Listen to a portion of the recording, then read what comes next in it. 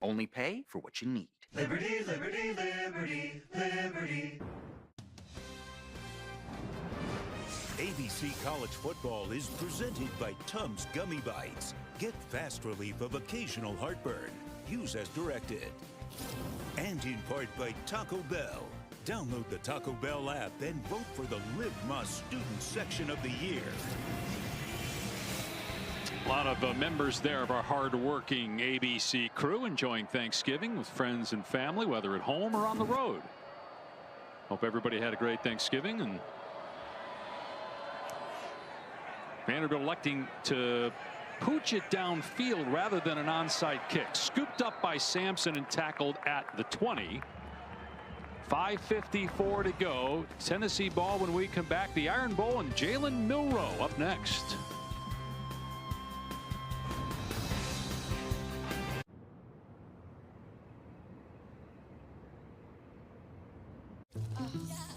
Check-in time is 3. It's 2:55. I know. Is this what he's doing now? As your host, I have some rules. First, no showers longer than 5 minutes. This isn't a spa. No games, no fun. Yes, Coach.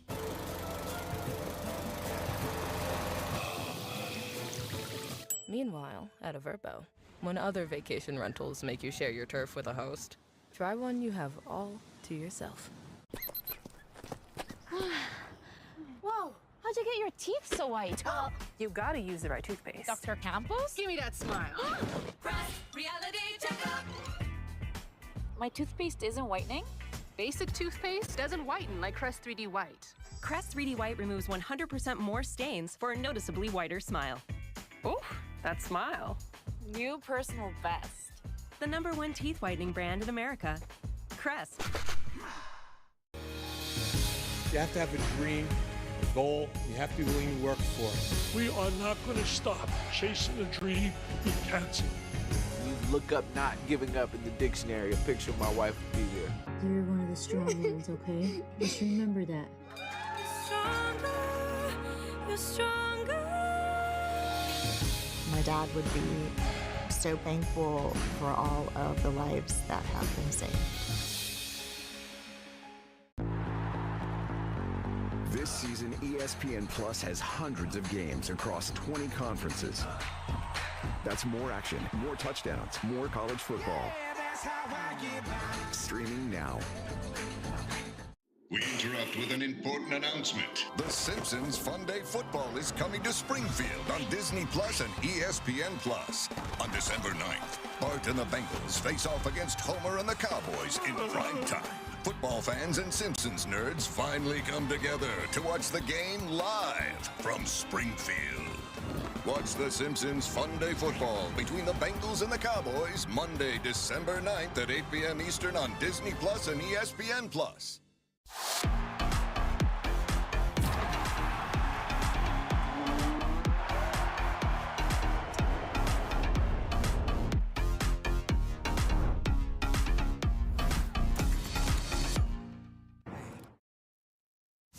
Time now for our AT&T countdown to the CFP National Championship. We're tied at 10 at the shoe. Michigan's Dominic Zavada, the field goal here to give them the lead with under a minute to go. And then Dan, Will Howard trying to play hero on 4th and long. Just could not get it done. Credit Sharon Moore and this Michigan Wolverine football team, the most expensive roster in college football.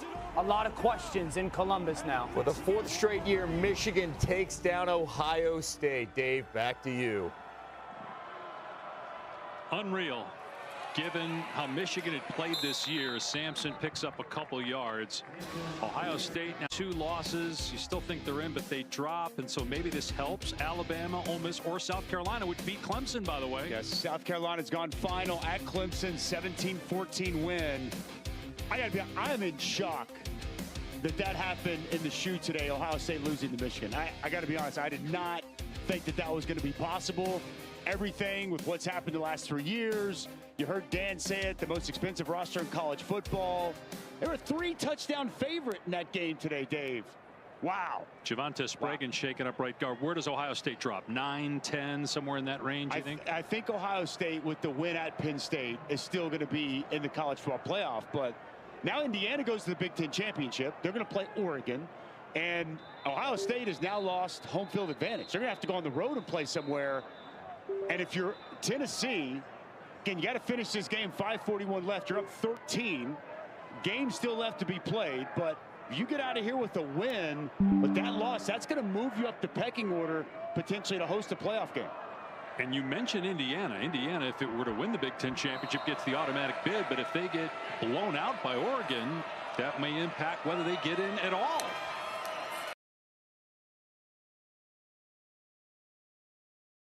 Wow.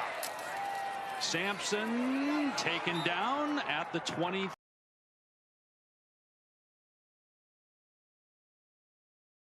And so third down coming up. Good on Vanderbilt here, continuing to fight. Down 19, they go down and get a quick score. Defense with a couple of nice stops on first and second down. Can they answer the bell here on third down? Tennessee has owned third down in this game, 9 of 13. Put a little pressure on Tennessee if the doors can come over the stop. And if Tennessee were to get the first down, being able to milk the clock would make it really hard for Vanderbilt to get 2 possessions. It feels like it has to happen here for the Commodores to have a shot, just looking at that clock. And Josh Heupel will take a timeout with a play clock at 1. That will leave him with 1. Vanderbilt still has all 3 and the official 2-minute timeout. Well, we started the day with this, and I think it's important to throw it out there again. There were people that said when the college football playoff expanded to 12 teams, oh, this is going to hurt the regular season. It's going to take away from these games. We weren't those people. I mean, last night with Georgia going to 8 overtimes and then Michigan upsetting Ohio State, which would be big any year, but especially this year. Yeah. And there's so many more games left. Who knows what we're going to be saying about how the field looks tomorrow morning. It's going to be, there's so much football left to be played. We're just getting this wild day started here today. So much more in store and so much can change. You look at last weekend and everything that happened, how wild some of those upsets were, what we've already seen so far.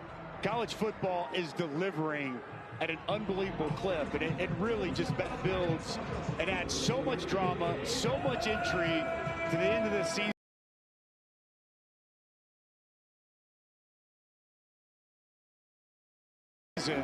Conference races, college football playoff spots, it's really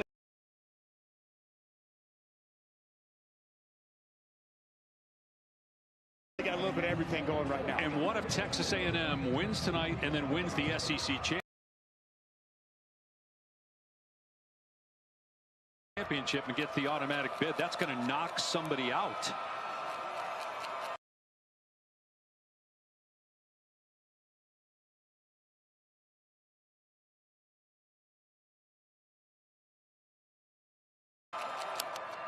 They would have gotten an at-large normally. They're going to keep it on the ground and easily get the first down with Dylan Sampson.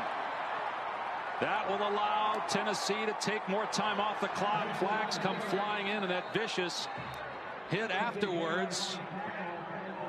C.J. Taylor got thrown down by a Tennessee offensive lineman, and John Campbell Jr. has to be separated from a couple of teammates.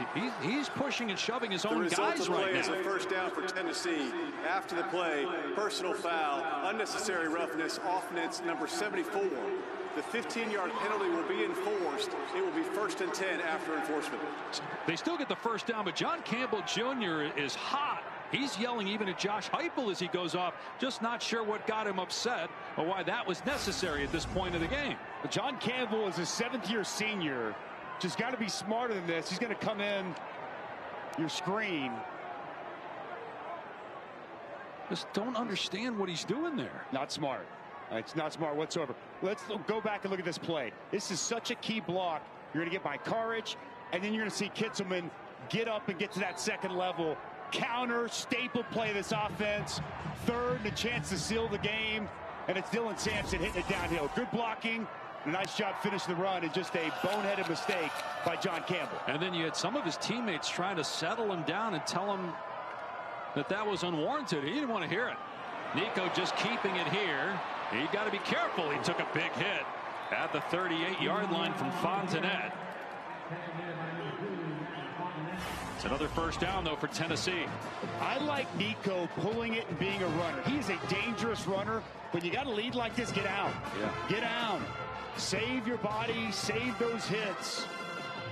Again, to me, that's a little bit of untapped territory. I don't think that they have utilized him as much of a runner as what he's capable of. Now, he's got that slender frame, and you want to keep him healthy, but you do wonder, moving forward in the postseason, how much more of a factor could that potentially be for this offense? Tennessee going to take as much time off the play clock before snapping it. Sampson up the middle, another broken tackle, and into Vanderbilt territory as Dylan Sampson, well over 150 rushing yards now on the day and closing in on almost 1,500 for the year. Watch him run behind his pads here, Dave. I mean, he's just so tough to tackle. He can get low, the burst through the hole, running through arm tackles.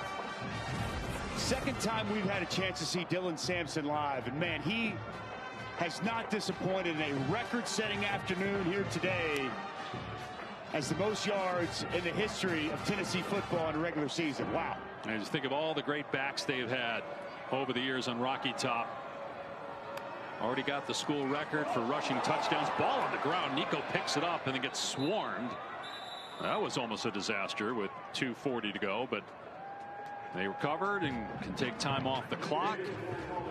Although Vanderbilt's going to call a timeout. You think of, too, as we're talking playoff here in Tennessee, likely in with a win and maybe a home game now with Ohio State losing. You still got Notre Dame in USC. Miami at Syracuse up next on ESPN. We already touched on A&M tonight. Bama, Auburn's playing better, and now you got the Iron Bowl up next on ABC. That's why it's a fool's errand to try to start acting like we know what's going to happen. If this college football has taught us anything, expect the unexpected, and anything can happen. So sit back, get those. By now, what is it like? Day 3 on the leftovers. Still got that Thanksgiving Day turkey sitting there making some salmon.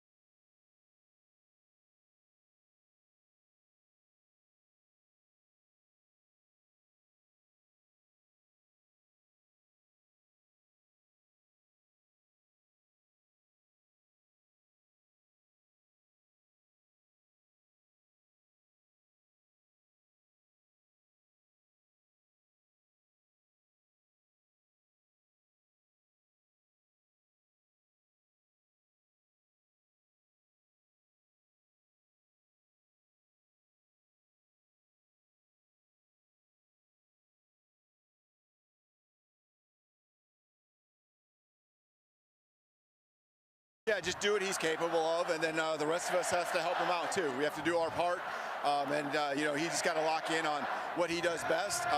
You know, make smart decisions, and you know, he's done it for many games, and so just go back to the basics. All right, thank you, Coach. Good luck. Yeah, thank you. John. Kalen DeBoer's Alabama Crimson Tide won the toss and deferred. So Alabama will kick off in front of more than 100,000. Peyton Thorne hoping this is not the last game of his college career. A win and they're bowl eligible. A loss in their season will end at 5-7. Jeremiah Cobb, dangerous return man. Back for the kickoff from Connor Talty, redshirt freshman from Chicago. Ordinarily a touchback kicker. That is a bit of a shank, it seemed, off to the side. Caught on the run and taken out of bounds. Here's Peyton Thorne as we look at today's impact players presented by the Home Depot. And for Auburn offensively, Jarquez Hunter, their running back, has to get at least 25 touches today in the run game. And Keandre Lambert-Smith, he's been the go-to guy all season long. The transfer from Penn State has been outstanding. Jahad Campbell at linebacker for Alabama, having to step up and really play at a high level because of the injury to Deontay Lawson. And then on the outside, you got Damani Jackson, who's going to have plenty of guys in coverage outside. They spread the field to start the game. Thorne, fifth-year senior, second year at Auburn after 3 at Michigan State. And he slides down. They'll mark him down where he started the slide at the 26-yard line. They were 1-5 in his first 6 starts. 3-1 as the turnovers have come way down. They committed 16 turnovers as a team in their first 7 games, only 4 in the last 4. Jarquez Hunter stood up near the line of scrimmage. Tim Keenan in the middle of that Alabama defensive line. This Auburn offense has to be great on first and second down to avoid 3rd and longs. Here, 3rd and 4, manageable down and distance for Peyton Thorne.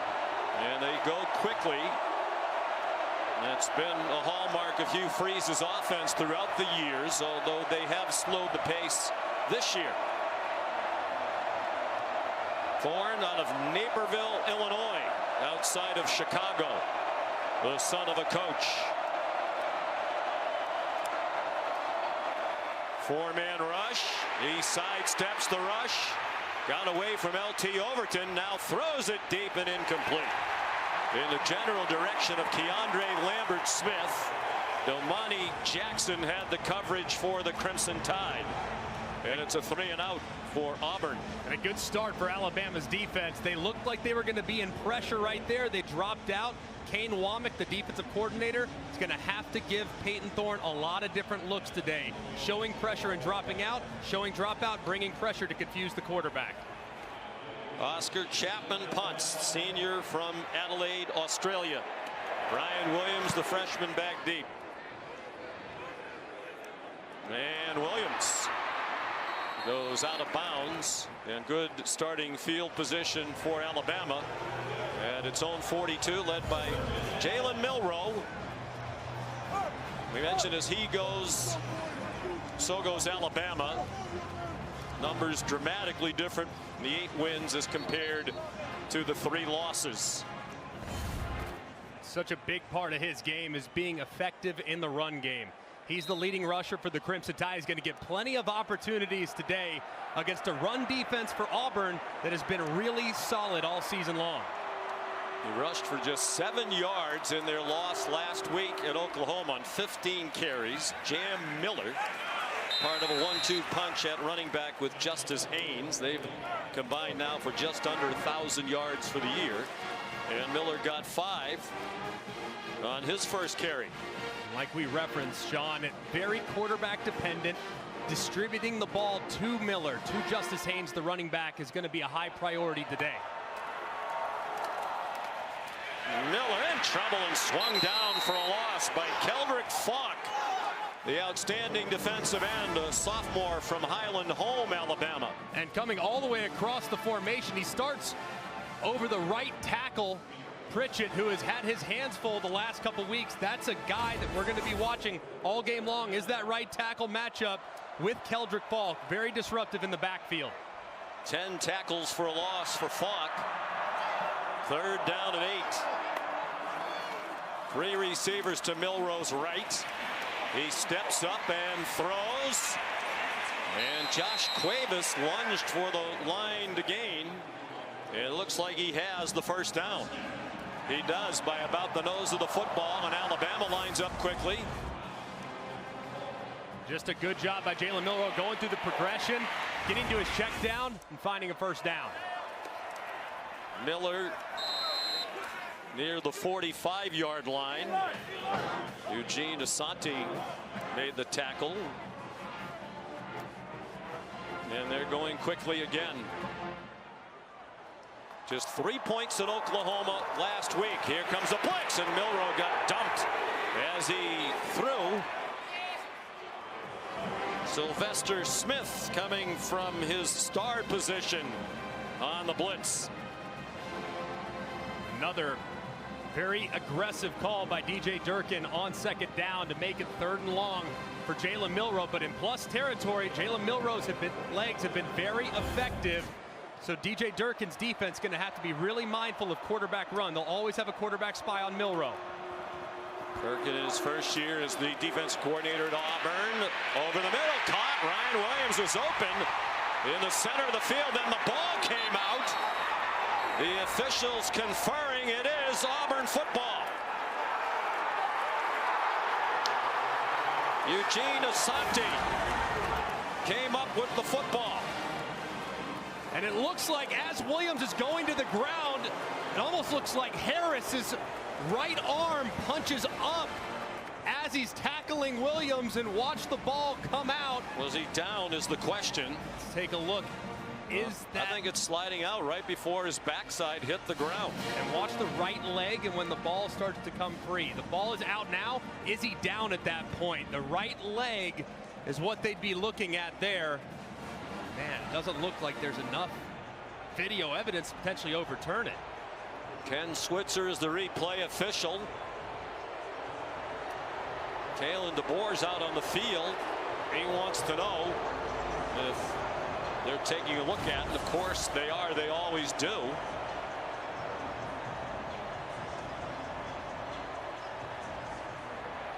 ruling on the field is a catch, fumble, and recovered by the defense.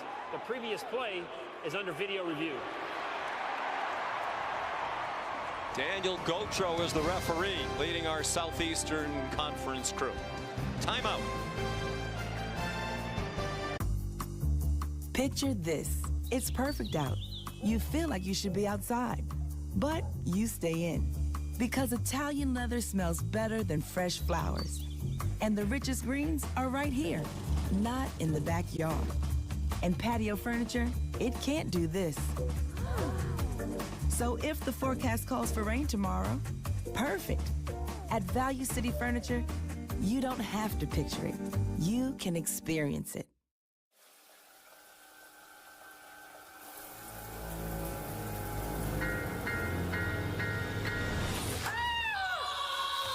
What is it? The bus is leaving in 5 minutes. All right, fine, I'll be out in a second. You scared the gigabytes out of me. I scared you. The future isn't scary. Not investing in it is. 100 innovative companies, one ETF. I think I might have oiled myself. Before investing, carefully read and consider fund investment objectives, risks, charges, expenses, and more in prospectus at Invesco.com. In every moment, greatness awaits. For the bold, the visionary, and those ready to take their shot.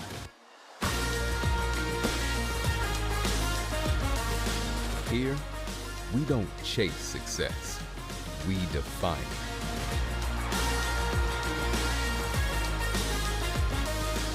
The University of Alabama, where legends are made. At Burger King, we flame grill our burgers. Why? Because that's how it should be done. Hot, juicy, smoky, flame grilled, and made your way. This weekend only, get a free Whopper Jr. with a $1 purchase, only on the BK app. Sounds like you need to vaporize that cold. Dayquil VapoCool? It's Dayquil, plus a brush of Vicks Vapors. DayQuil VapoCool, the vaporizing daytime coughing, aching, stuffy head, power through your day medicine. Y'all see this? Patrick Mahomes is saying goodbye. People was tripping. Where are you going? He was actually saying goodbye to his old phone. I'm switching to the amazing new iPhone 16 for T-Mobile. It's the first iPhone built for Apple Intelligence. That's like peanut butter on jelly on gold. Get 4 iPhone 16s on us. Plus 4 lines for $25. And save on every plan versus the other big guys. What a deal. That's a lot if you ask me. If y'all giving it away too fast, T-Mobile, slow down. NHL on ESPN Plus is back. Enjoy 1,000+ out-of-market games and so much more. That's hockey on ESPN Plus.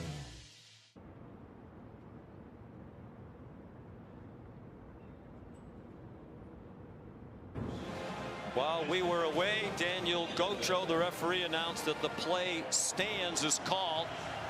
Not conclusive evidence to overturn it. It is the first career lost fumble for Ryan Williams in the first turnover of this Iron Bowl. Alabama came in best in the SEC in turnover margin at +11.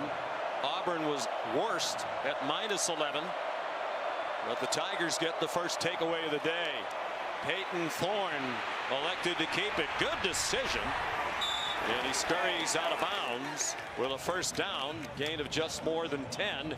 He hurt Alabama with his running ability last year. And a good job of Peyton Thorne reading Bray Hubbard, the safety, on the edge. Bray gets a little too caught up on the inside. Thorne gets to the edge, like you referenced, Sean, did hurt Alabama from time to time last year. He ran for 85 yards if you don't include the sack yardage. Jarquez Hunter, a tough run, bouncing off Alabama would-be tacklers. And he has a first down in Crimson Tide territory after a 19-yard gain to the 44. And Jarquez Hunter is so difficult to bring down, averages over 4 yards a carry after contact. That's top 10 in college football. Shows it off right there. Many coaches in this conference believe he's the best running back in the SEC. He carries again, went over 1,000 yards for the season in their 4 overtime win at home last week against Texas A&M. Since late October, he's averaged 140 per game, including his career high 278 against Kentucky, 4th most in a game in Auburn history. Jarquez Hunter needs to get at least 25 touches today. Has not been featured enough in the run game because of some of the RPO decisions that Peyton Thorne has made, so he's got to hand the ball off. And they've also been prolific in the passing game the last couple of weeks. Thorne forced back and throws it away. In fact, in the last 2 games, both of them wins out of conference against Louisiana Monroe. And then the win for Hugh Freeze last week, his first against a ranked opponent in 2 years at Auburn. They had a 100-yard rusher in Hunter and 2 100-yard receivers in each of those games, Keandre Lambert-Smith and Cam Coleman. First time that's ever happened in back-to-back games in Auburn history. A 100-yard rusher and 2 100-yard receivers.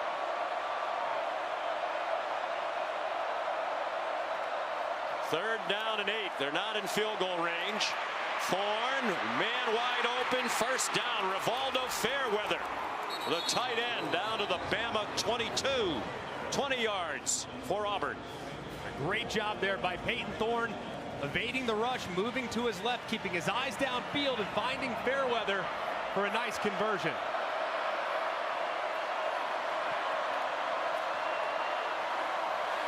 Thorne keeps, throws out wide for Malcolm Simmons, the true freshman from Montgomery, Alabama.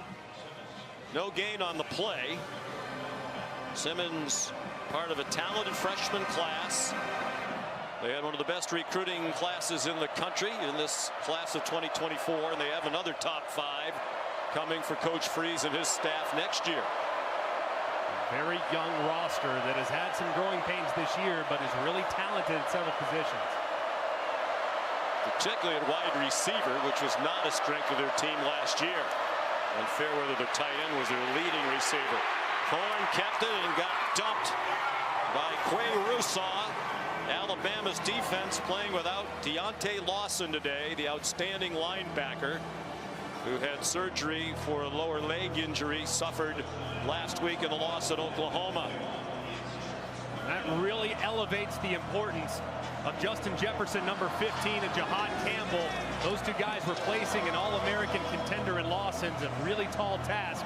And here on third down, it should be about the defensive front, the pass rush to put some pressure on Peyton Thorne in 3rd and long.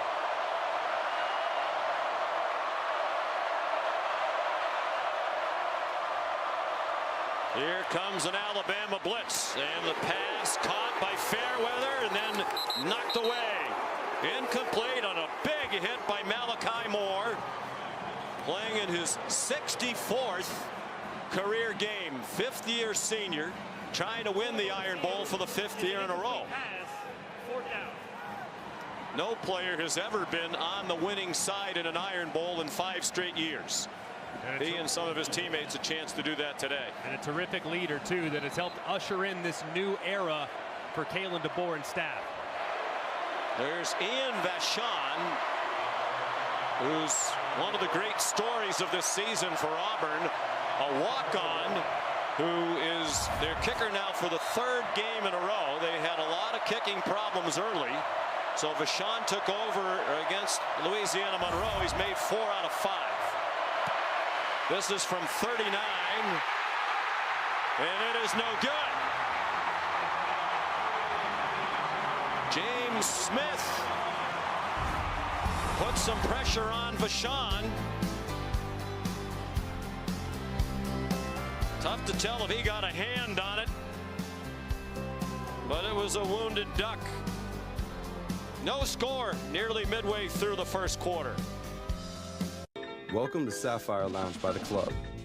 With craft cocktails, locally inspired menus, and plenty of space to relax, it's what an airport lounge is supposed to be.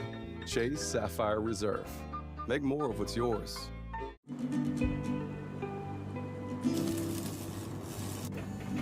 Well, I was raised by careful hands. Yeah, they made me who I am. So I'm off to see. We invent them, we design them, we build them. And one day, we have to let them soar. Coming home. At Burger King, we flame grill our burgers. Why? Because that's how it should be done. Hot, juicy, smoky, flame grilled, and made your way. This weekend only, get a free Whopper Jr. with a $1 purchase, only on the BK app.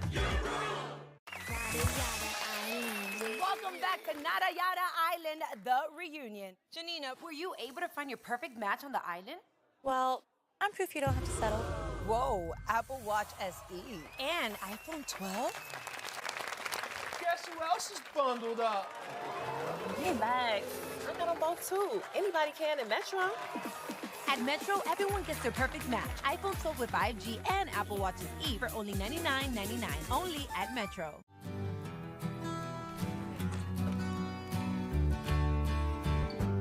This is for all the lonely people, thinking that life has passed them by. Don't give up until you drink from the silver cup and ride that highway in the sky.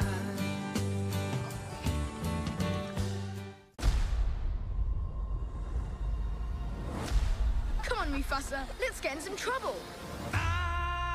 It's time I'll tell you a story about a prince you know as Scar, and an orphan who would become the king. Mufasa, the Lion King. Can I make one suggestion? Less drama, more meerkat. Rated PG. Tickets on sale now. NHL on ESPN Plus is back. Enjoy. The SEC on ABC is presented by Burger King. They're here. 3 new delicious Whopper sandwiches created by fans. Get to BK now. And in part by Fairfield by Marriott. Enjoy the home field advantage at Fairfield. So many wild games in this rivalry, including last year at Jordan-Hare Stadium, 4th and 31. And Jalen Milroe found Isaiah Bond with 32 seconds to go to seal the miracle win for the Tide, 27-24. Jalen Milroe said he was happy that Auburn basically didn't rush anybody. It looked like they rushed two. Gave them all day to find somebody. Here's C.J. Dupree, the Auburn tight end, across the 40 to the 41. Eugene Asante made the tackle, a pickup of 20. Alabama using a little tempo, trying to get this offense to life after last week's performance. Well blocked, deep throw, and it's over the head of Jeremy Bernard, their second leading receiver, with Kayan Lee in coverage. So the field goal drama continues for Auburn. They had a great kicker last year. Alex McPherson didn't miss a field goal all year, but he has been suffering through a serious gastrointestinal illness. They tried Towns Magoo, a freshman. He struggled. So Vashon got the call, and Hugh Freeze coaching him up after the miss. And it's interesting, Greg, because we talked to Hugh during the week as Jam Miller carries for no gain. He said ordinarily he didn't say anything to the kickers. But last week in the big win against A&M, Vashon had kind of an ugly miss on his first attempt. Hugh Freeze said, hey, that's the worst swing I've ever seen you take. You'll do better next time. He made two big field goals in the win, including one in the final seconds of regulation to send it to overtime, another one in the overtime. He was at Birmingham Southern last year. They shut down the university. He was a roofer over the summer, thought his college kicking was over.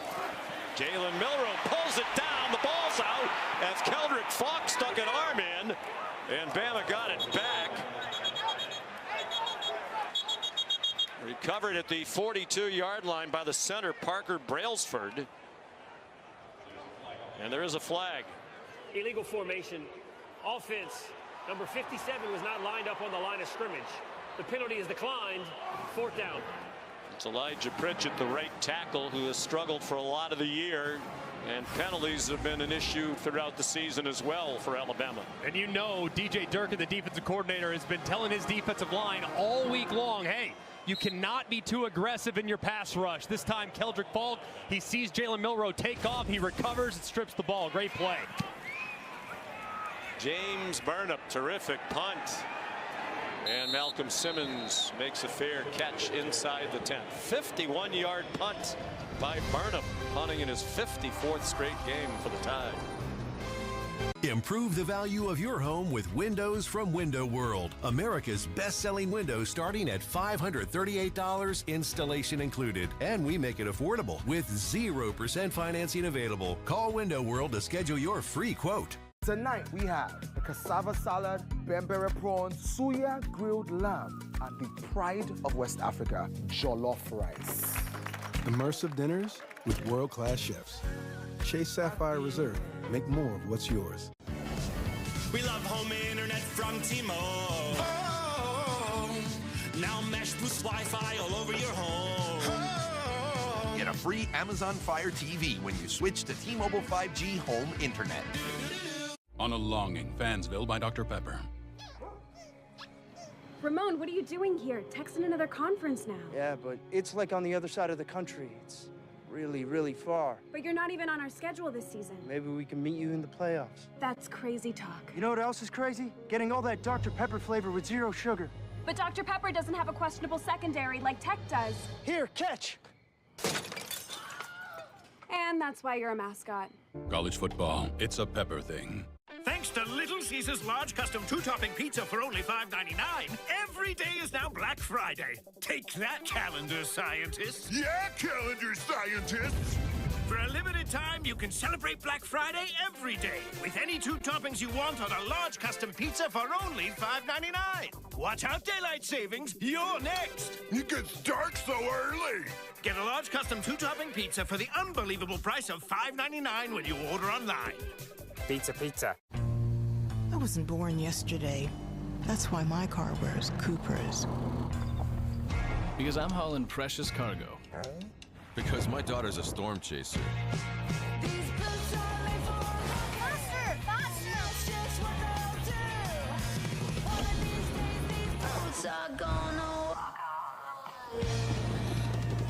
So yeah, my car wears Coopers. Coopers. Coopers.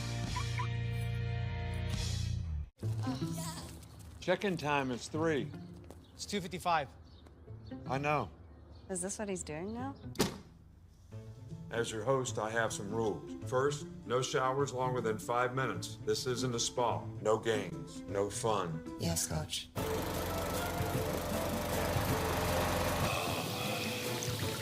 Meanwhile, at a Verbo, when other vacation rentals make you share your turf with a host, try one you have all to yourself.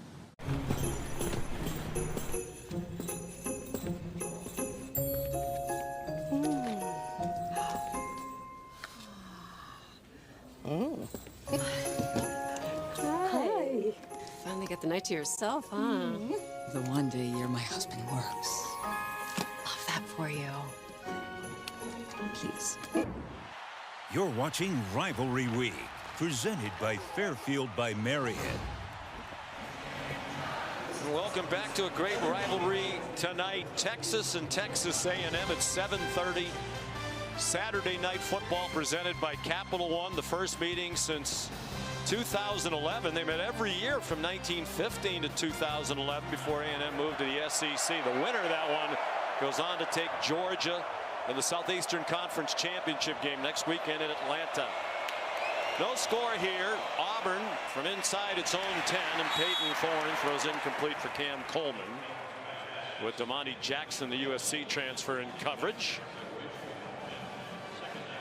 That'll be a matchup that Alabama has to win today. Damani Jackson's a tough draw, especially the way Cam Coleman has played these last few weeks. At 6'3", he's very effective in the jump ball situation. Damani Jackson very, very physical. He's going to have to match up and neutralize that advantage. Coleman's a true freshman, one of the top recruits in the country coming into college football this year. He has really come on lately. They throw it out wide to him. He was plagued by some drops earlier in the year. Hugh Freeze said he was still learning how to run routes. For the last couple of weeks, he's been terrific. Back-to-back 100-yard games, and has doubled his catch total for the year. 3rd down and 8. Thorne's 3 out of 7 for 23 yards. 23 years old, a graduate of Michigan State, where he was a 2-time captain. He's in his 2nd year as the captain of the Auburn Tigers. One of them throws deep down the middle, double coverage, and broken up by Malachi Moore. He's trying to get it to Malcolm Simmons, and it'll be another 3 and out for the Auburn Tigers. So far, Peyton Thorne and Auburn, they've been in multiple 3rd and long situations, and coming in to this game, they've been one of the worst in the country on 3rd and 7 or more. They're 97th in college football in conversion percentage when they get long down and distance. They have to be better on 1st and 2nd down moving forward, because they can't make a living like that. Oscar Chapman, uncharacteristically a couple of shanks last week against A&M. And this one's out of bounds just across midfield. They'll mark it at the 48-yard line. Here's Kevin Nagandi.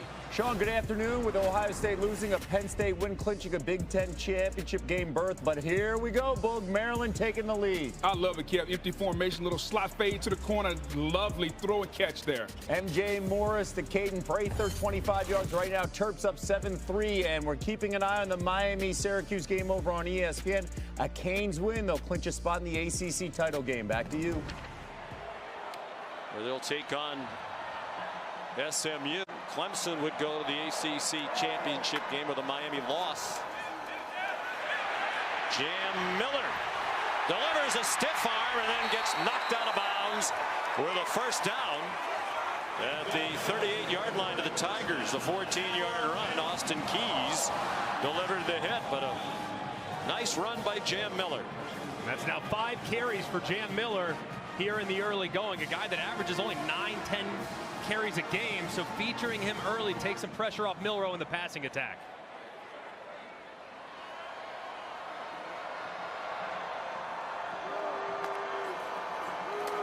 Milroe pump fake.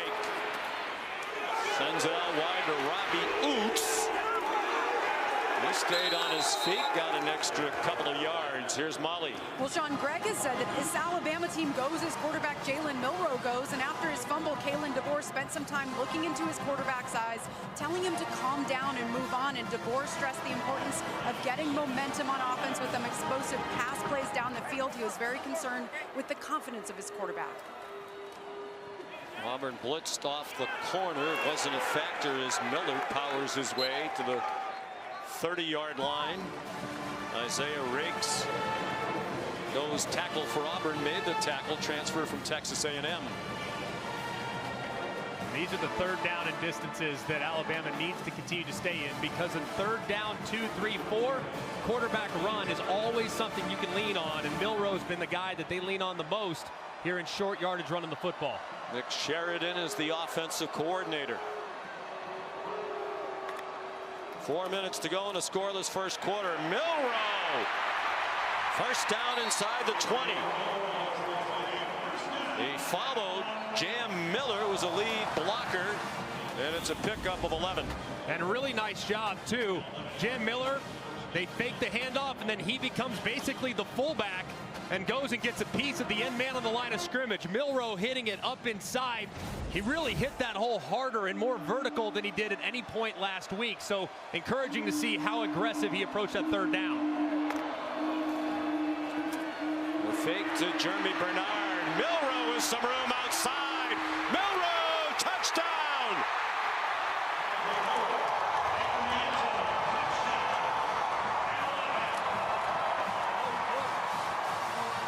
His parents, Quentin and Lola, celebrating their son's 18th rushing touchdown of this season, adding to his Alabama record for a quarterback. And misdirection, so difficult to defend. You have so much flow going this way, and you have blockers coming back to the right. That's exactly where Jalen Milroe goes. And I think when you talk to most coaches and they say watching Jalen Milroe at field, he's the fastest quarterback they've seen since Michael Vick. And that time, Auburn underestimates the speed. He gets to the edge and scores the first touchdown of the game. Graham Nicholson added the extra point. Well, as Milroe goes, so goes the Tide. Hugh Freeze, it's the first thing he said when talking about this matchup. Just so fast. It's so difficult to contain. If he gets to the outside, there's very few that can bring him down unless they have a really favorable angle. So an excellent response there. Jalen's family looks on, loving what they've seen on the start from their son and the quarterback of the Tide.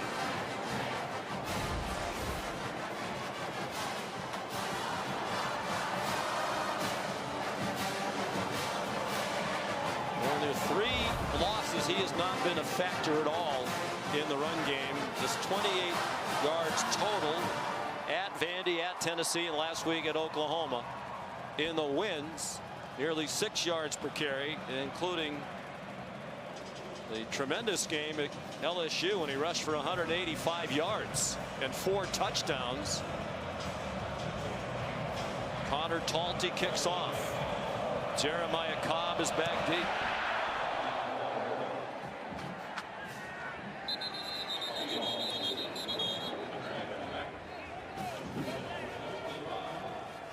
Touchback will bring it to the 25. The Taco Bell Live Más student section saw a lot of students in the airport yesterday coming back from their Thanksgiving vacation to be here for the game today. All season long, student sections across the country competing to be the Taco Bell Live Más student section of the year.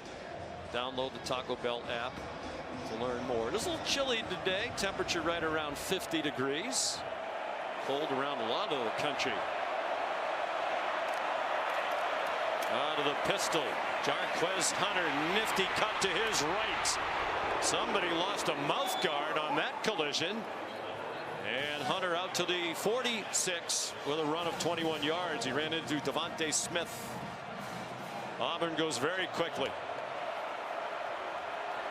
Play action pass for Thorne. Keandre Lambert Smith, the Penn State transfers, had a terrific year for Auburn as a 9-yard completion. Here's second and short. This would be a spot where Auburn sometimes they'll go heavy play action, throw a shot, knowing they can come back on 3rd and 1 and get it.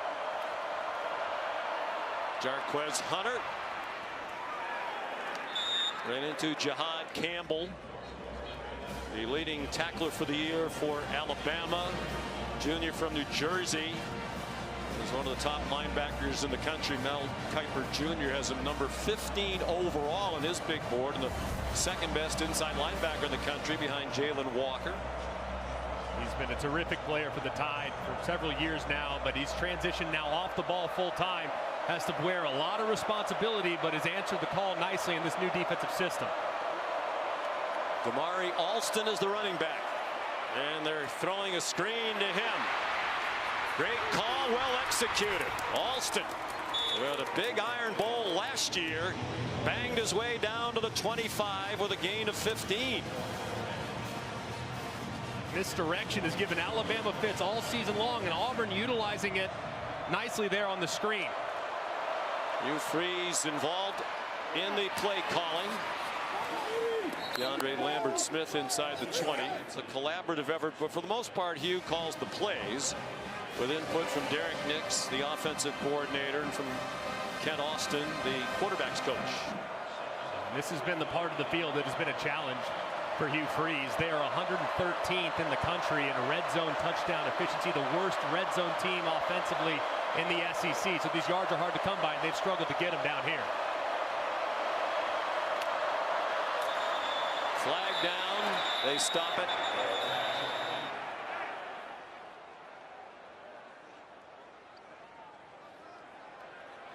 False start. Offense, number 52. 5-yard penalty, remains second down. Dylan Wade, the left tackle, transfer from Tulsa. Took over at left tackle. That was a problem spot early in the year. He's the 3rd different left tackle to start for Auburn this year. And since he's moved out to left tackle, it's really solidified things. They're not a top group in the SEC or in the country by any means, but they're not a huge liability like they were in some of the other left tackle combinations that they'd use. So Wade's really stabilized that side of the line.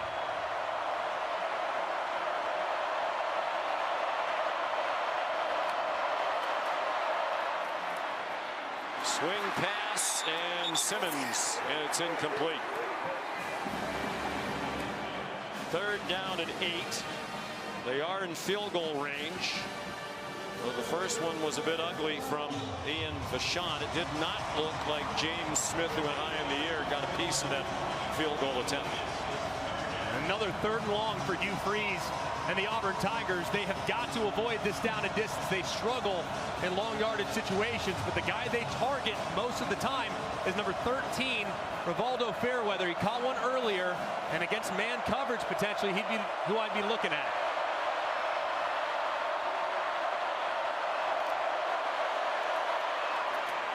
Quick hitter, Simmons spinning around. He's down short of the first down by about 4 yards, so a decision to make for Hugh Freeze. Jamarian Latham made the tackle, and he's already made the decision. The offense is staying on the field. He can think about it longer if he wants, because they don't have to snap it again here in the first quarter. Let's get up there and see if he can draw Alabama offsides with a hard count. Analytics say to go for it. They're going to let the quarter end. ESPN's presentation of college football on ABC. We'll return after this message and a word from our ABC stations. You're watching Rivalry Week, presented by Fairfield by Marriott. At Burger King, we flame grill our burgers. Why? Because that's how it should be done. Hot, juicy, smoky, flame grilled, and made your way. This weekend only, get a free Whopper Jr. with a $1 purchase, only on the BK app. Remarkable is the best digital note-taking tool. It's replaced all of my other notebooks. It gives off this vibe of notebook meets tablet, but like a perfect blend of having technology, but not having too much technology. I couldn't be happier with it. I would recommend Remarkable to anyone, but particularly people who want to be focused, who want to be organized. Get your paper tablet at remarkable.com today. Ready? Do it now. Oh, is she looking? You forgot to write on top of sales. Oh, chestnuts. She'll figure it out. Liberty Mutual customized my car insurance, so I saved hundreds. With the money I saved, I thought I'd get a wax figure of myself. Cool, right? Look at the craftsmanship. I mean, they even got my nostrils right. It's just nice to know, years after I'm gone, this guy will be standing the test of time. He's melting. Oh, geez. No. Okay. Only pay for what you need. Liberty, liberty, liberty, liberty. At Noble, it's time to celebrate the holidays.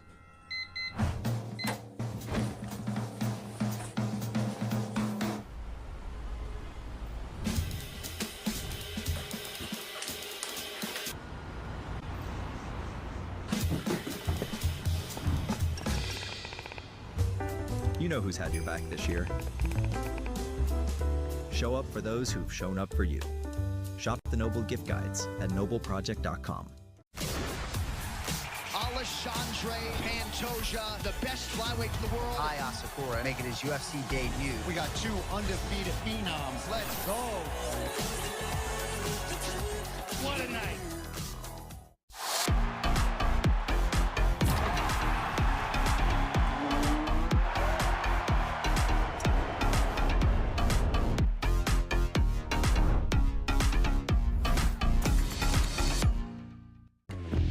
Conferences loaded with talent on the spotlight. This is spectacular. Under the lights, which side will shine the brightest? Wiley keeps the ties at home. Hidalgo with a major highlight. And whose legend will grow? Are you not entertained?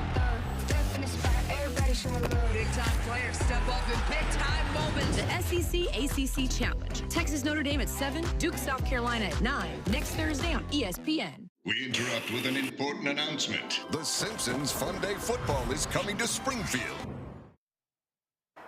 Coach, how do you convert on 4th down here? Get the right call and protection. You know, obviously we're moving the football. We should have 3 points, and we got to score touchdowns when we get down here, though. So we need to convert this for sure. All right, thanks, Coach. Yep, thank you. They have moved it. They've outgained Alabama 121 to 104. This will be the 8th play of this drive. 4th down and 4 from the Bama 19. Jarquez Hunter, the running back, on the right hip of Thorne, who looks to the sideline for help. He has 3 wide receivers to his right, and Coleman tight to the left.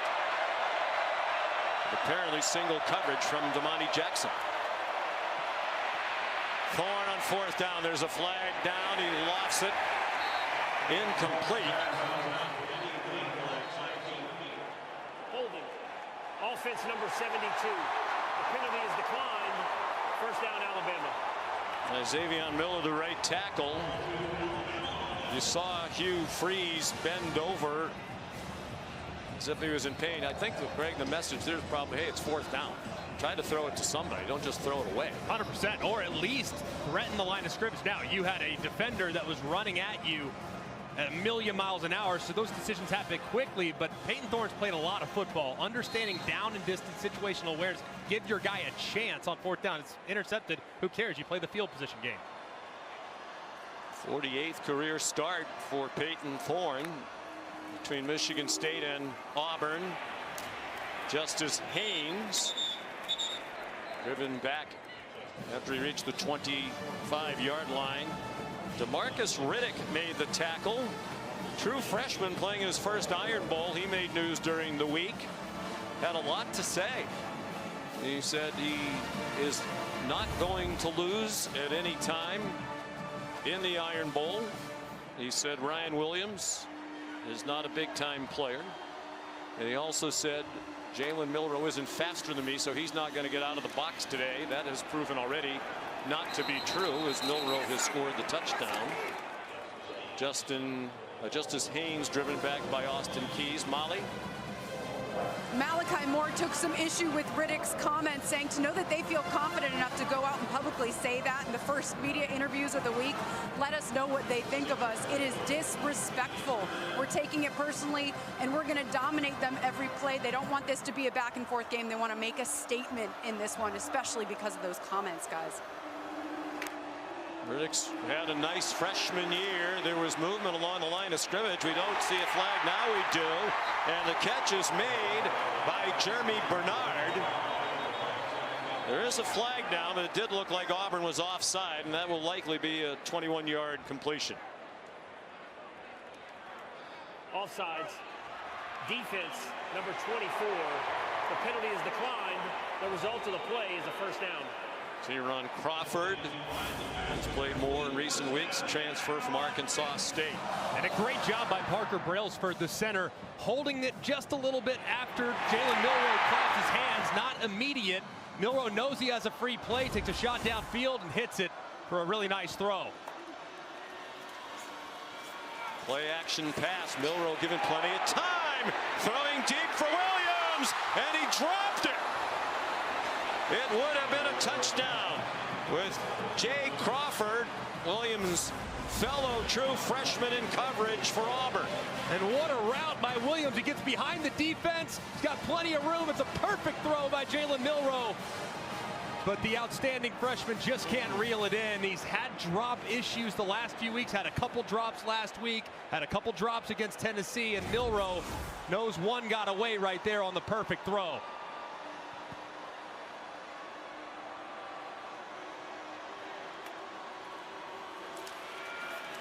Milroe short this time and over the head of Jam Miller.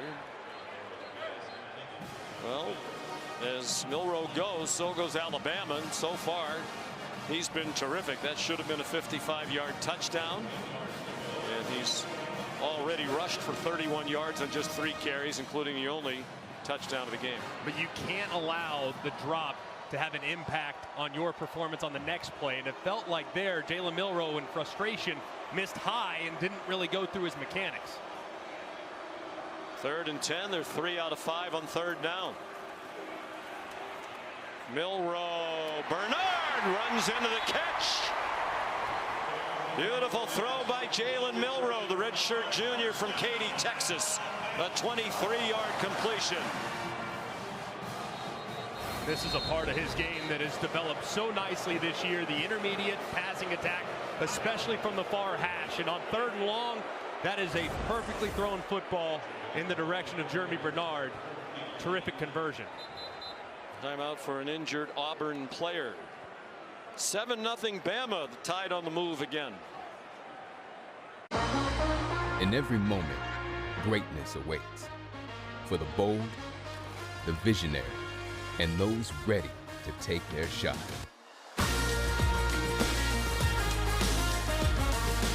Here, we don't chase success, we define it.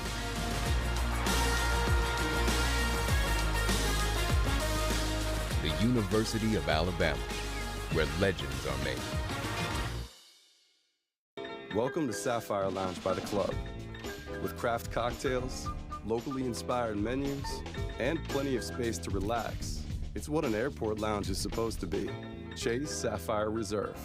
Make more of what's yours. Whopper, Whopper, what's that Whopper? You created these showstoppers, crunchy, saucy, tangy toppers. Can they beat the OG? At BK, have it your way. Y'all see this? Patrick Mahomes is saying goodbye. People was tripping. Where are you going? He was actually saying goodbye to his old phone. I'm switching to the amazing new iPhone 16 for T-Mobile. It's the first iPhone built for Apple Intelligence. That's like peanut butter on jelly on gold. Get 4 iPhone 16s on us. Plus 4 lines for $25. And save on every plan versus the other big guys. What a deal. That's a lot if you ask me. If y'all giving it away too fast, T-Mobile, slow down. What is sport? It's more than training at dawn and drills after dark. It goes beyond the gym, through city streets, and on to the stage. Sport inspires, it entertains, and challenges. So ask yourself, is this sport? Yeah, even that. Sport is everywhere.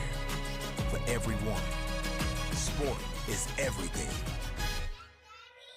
This is how AG1 works to upgrade your health routine.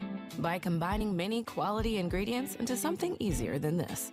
Those mix and match supplements replaced. That complicated pill routine simplified. One scoop makes high-quality nutrition powerfully simple every day. It's time to get foundational nutrition at drinkag1.com.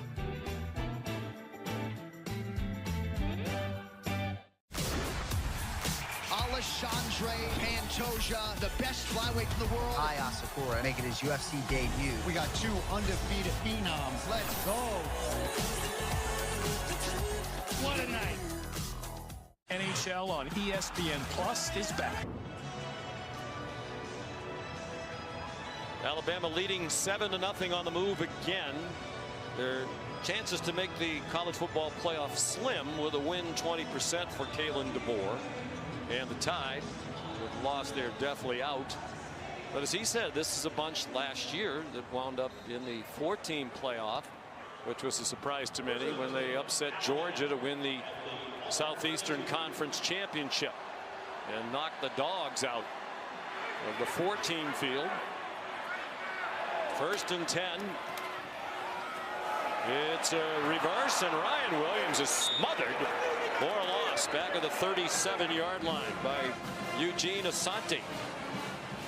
Eugene Asante, such a great player, so aware early in his career, played with a lot of energy. The guy was just playing with his hair on fire all the time.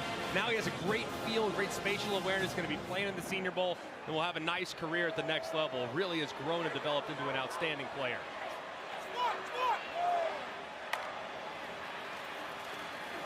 Milroe looked left, then pulled it down, and he got chopped down at the 35-yard line. A 2-yard gain. Jalen McLeod made the tackle. One of their best defensive players, transfer from Appalachian State. So it's 3rd down and 13, and they're on the fringe of field goal range for Graham Nicholson. An Auburn team that likes to really drop back in coverage here and play 2-man. Let's see if they decide to continue to drop out and play coverage, keep it in front of them.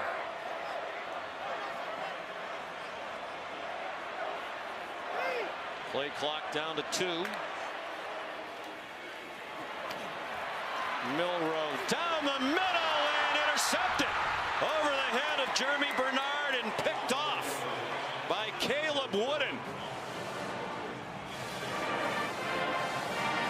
His first interception of the season. And it feels like Jalen Milroe just felt that presence against his right guard, Gio Vandermark. That's Keldrick Falk applying the pressure. He had to slide. Didn't like it at first. Recoiled, threw it again, and misses high, where Wooden's waiting there and behind the intended receiver and reels it in for an interception. It's a good effort by Jalen Milroe, but just an inaccurate throw that leads to Alabama's 2nd turnover. Wooden's a junior from Lawrenceville, Georgia. His first pick of the year, 2nd of his career. He had one in the Music City Bowl last year against Maryland.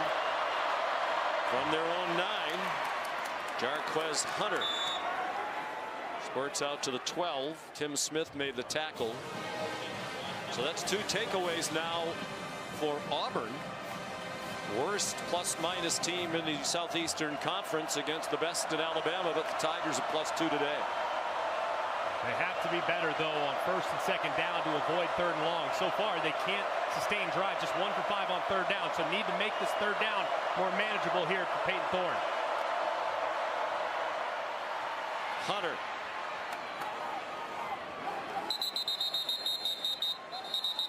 To the 15-yard line. This will match their shortest 3rd down distance to go of the day. I mentioned they're 1 for 5.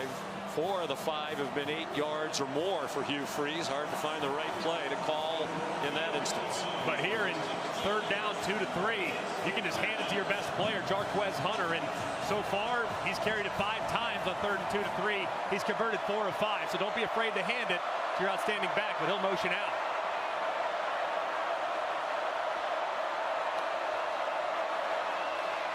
Thorpe fires. Can Coleman. First down. Out to the 23-yard line for a gain of 7. Coleman, Brian Williams of Alabama, and Jeremiah Smith now at Ohio State, the top 3 wide receivers coming out of high school into college football this year, and they've all been terrific. Here's Keandre Lambert-Smith. First down across the 40-yard line where he was hit by Jahad Campbell, but that's 18 more for Auburn. Keandre Lambert-Smith's been so great for this Auburn team all year long. You knew they were going to be young. They had to go to the portal, add a guy that had played before but had never really been that go-to guy. He developed into that here at Auburn and has really brought the youngsters around him up to his level, and you're really seeing the light go on for Cam Coleman and company down the stretch as a result. Although Fairweather, the tight end, was the motion man. Thorne on target to Malcolm Simmons. He can run. He got hit out of bounds, and they'll tack 15 on from the 28 where he went out. A late hit by Malachi Moore. 31 yards on the play, 15 more. Play. Personal foul. Late hit out of bounds. Defense number 13. The penalty will be enforced at the distance of the goal from the end of the run. First down.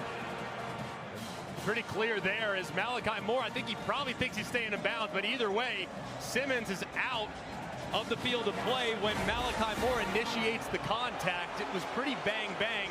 You got to be careful, though, as you approach the sideline, especially the opposing sideline if you're Malachi Moore. So bang-bang play that Bama fans are frustrated with, but it's understandable why they got the call. Oh, crowd's booing. Malachi Moore engaged Simmons while he was still inbounds. Thorne has a receiver open. He missed him. Over the head of Keandre Lambert-Smith. Let's bring in Bill Lamagnier, our rules expert, and get your opinion, Bill, about this. Well, initially on the first look, it looked like it had to be out of bounds. But when we look at it again, he's still got a foot inbounds. The other foot has not stepped out of bounds yet. It looks bad, but it's not a foul. All right, Bill, thank you. The crowd agrees with you. Second and 10. Auburn's moved the ball. They're up to 184 total yards. There was a flinch along the offensive line. False start. Offense, number 55. 5-yard penalty. Remains second down. Braden Joyner, the redshirt freshman left guard from Anniston, Alabama, who became a starter midseason. Yet again inside the red zone, and Auburn makes a mistake and backs themselves up.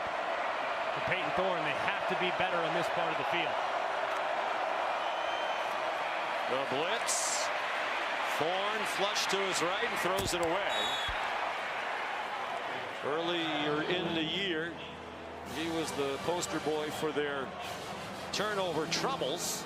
It actually cost him the starting job briefly. He was replaced as the starter against New Mexico and Arkansas in games 3 and 4. But when Hank Brown had difficulty, Thorne returned and has played well down the stretch. Coming off a 301-yard passing game against Texas A&M. They need to hurry up. I mean, they're under 10 on the play clock here, and going to use a timeout.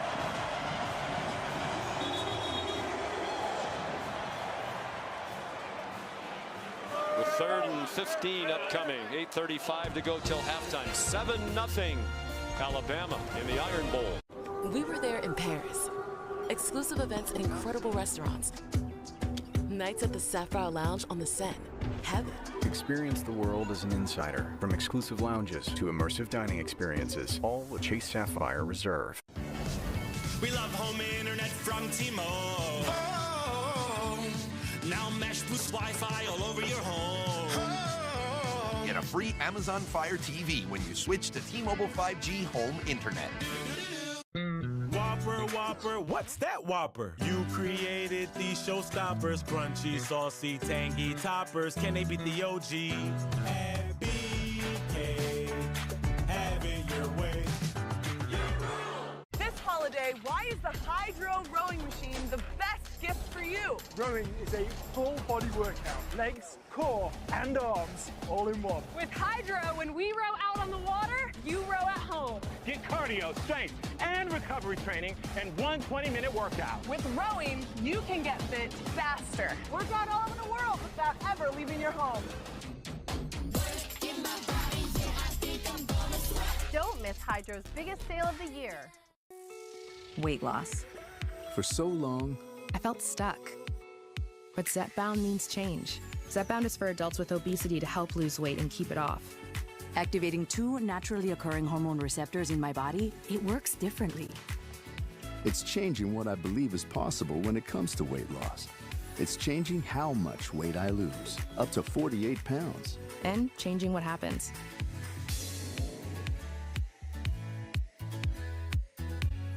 Don't take if allergic to it, or if you or someone in your family had medullary thyroid cancer or multiple endocrine neoplasia syndrome type 2.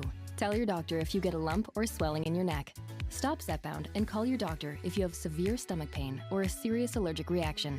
Severe side effects may include inflamed pancreas or gallbladder problems. Tell your doctor if you are experiencing vision changes, taking a sulfonylurea or insulin, having suicidal thoughts, if you're nursing, pregnant, plan to be, or taking birth control pills.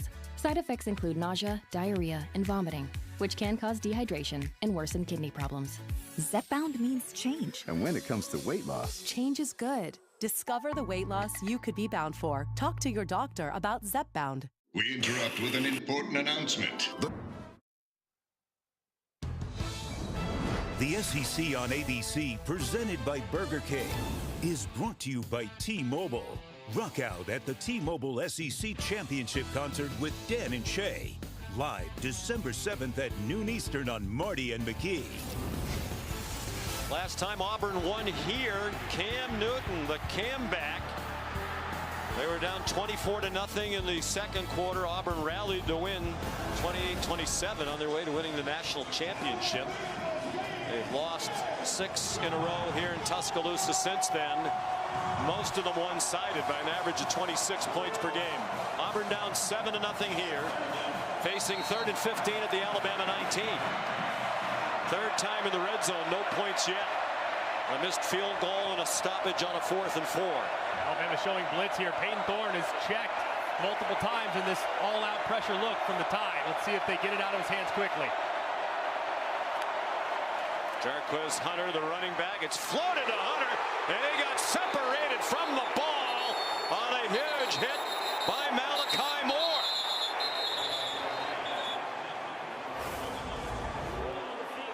It's an incomplete pass. 4th down. And just a great job by Malachi Moore. He sees it all the way. They go with a little bluff route. Alabama did the exact same route against Tennessee earlier in the season. And Malachi Moore sniffs it out. He's clearly seen his own offense run it multiple times. He makes the play, dislodges the football, and forces the field goal from Auburn.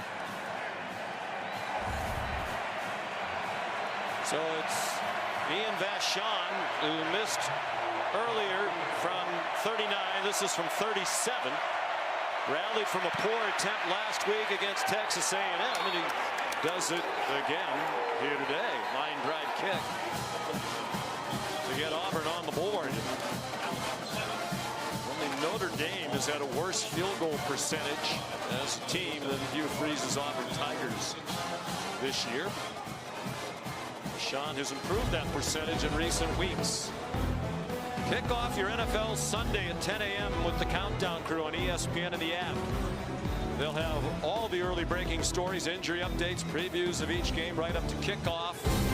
And then Monday Night Football comes your way at 8 p.m. Eastern on ESPN, ESPN Deportes, and ESPN Plus. The Cleveland Browns and the Denver Broncos. Bo Nix started his college career with the Auburn Tigers. How about his play of late? And he has the Broncos at 7-5. playing in their first home game in Denver on Monday night since 2020. He has transitioned beautifully. He thought it was going to be a runaway Jaden Daniels for the Rookie of the Year, but with how Bo Nix has played these last few weeks, I think it's going to be a much more difficult argument at the end of the season. Kendrick Law back deep for the kickoff from Towns Magoo, the true freshman from Auburn, Alabama. One of the top high school kickers in the country. Last year, they think he has a bright future, but he had his difficulties, so Vashon has taken over. Kendrick Law down at the 25-yard line. Here's Kevin. Sean, let's go back this update here with Maryland and Penn State, and here comes the Nittany Lions at one point down 7-0 now, and they're rolling. Yeah, the offense is humming, the defense is attacking, they're doing whatever they want. Tyler Warren dominating the football game. 24-7, Penn State with the lead. Meanwhile, Miami now that lead cut down, up 21-14 on the road at Syracuse on ESPN. No surprise that's a high-scoring game. Two of the most prolific passers in the country this year, and Kyle McCord and Cam Ward.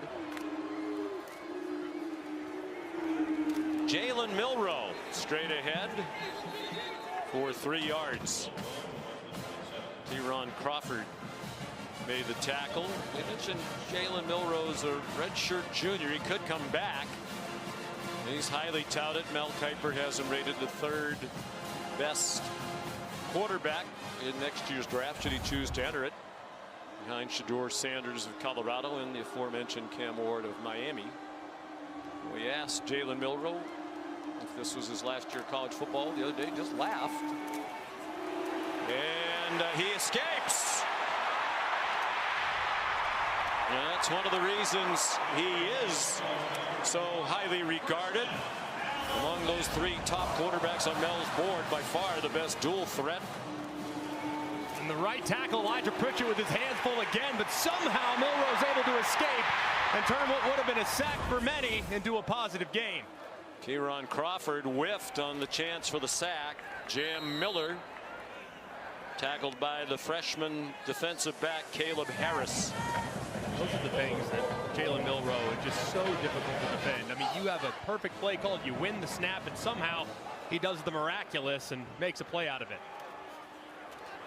Short throw, Robbie Oots, the senior from Rock Hill, South Carolina.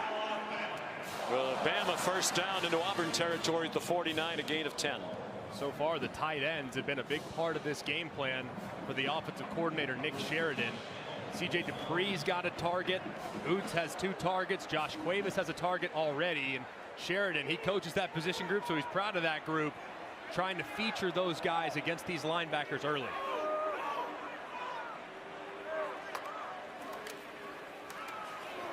Jam Miller, nifty footwork. All that dancing got him just 2. Caleb Harris dropped him.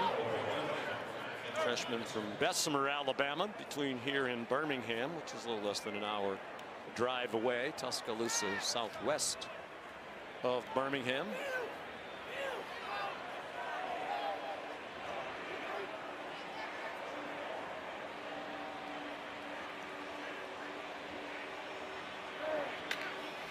Auburn blitzes. Well defended. Here's another throw to a tight end. Josh Cuevas. First down inside the 30. 20 more for Alabama. And a really nice job. This is another play where they feature the tight end. He pretends like he's going to block for a half second and then takes off vertical. Auburn drops him in coverage, and it turns into another big play for Cuevas. 5 of Milroe's 8 completions to tight ends. They don't generally feature the tight end.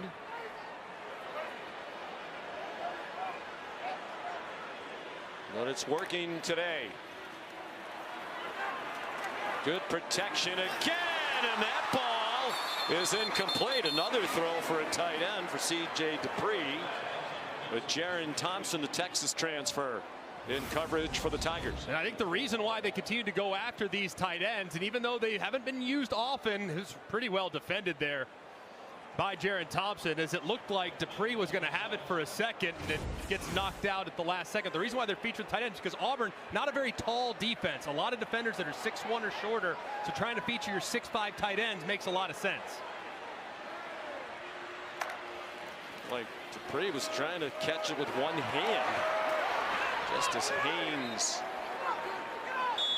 to the 22-yard line, Jalen McLeod made the tackle. 5 yards on the run. 3rd down and 5 as we're under 5 minutes to go in the half.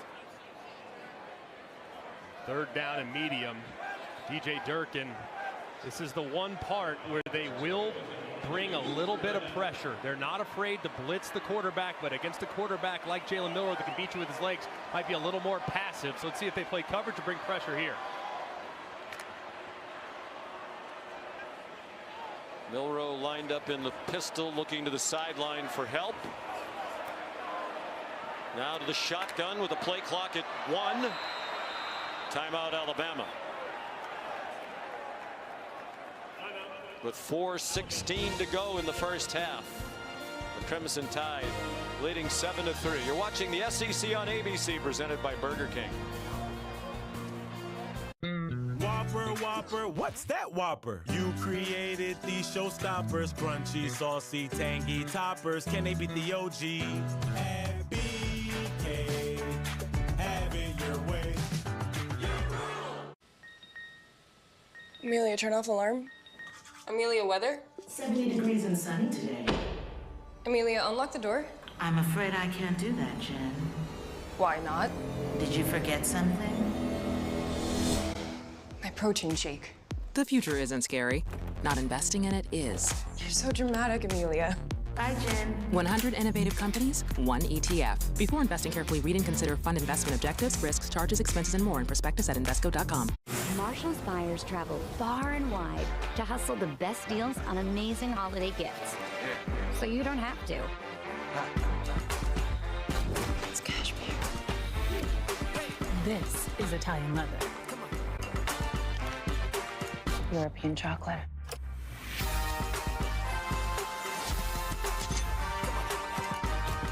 We get the deals.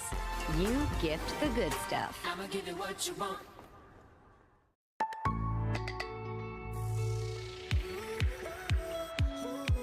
Weight loss is changing. For so long, I felt stuck on repeat. I tried and tried again, lost weight, gained it back. But Zepbound means change. Zepbound's for adults with obesity to help lose weight and keep it off. Activating 2 naturally occurring hormone receptors in my body, Zepbound works differently. It's changing what I believe is possible when it comes to weight loss. It's changing how much weight I lose, up to 48 pounds. And it's changing what happens.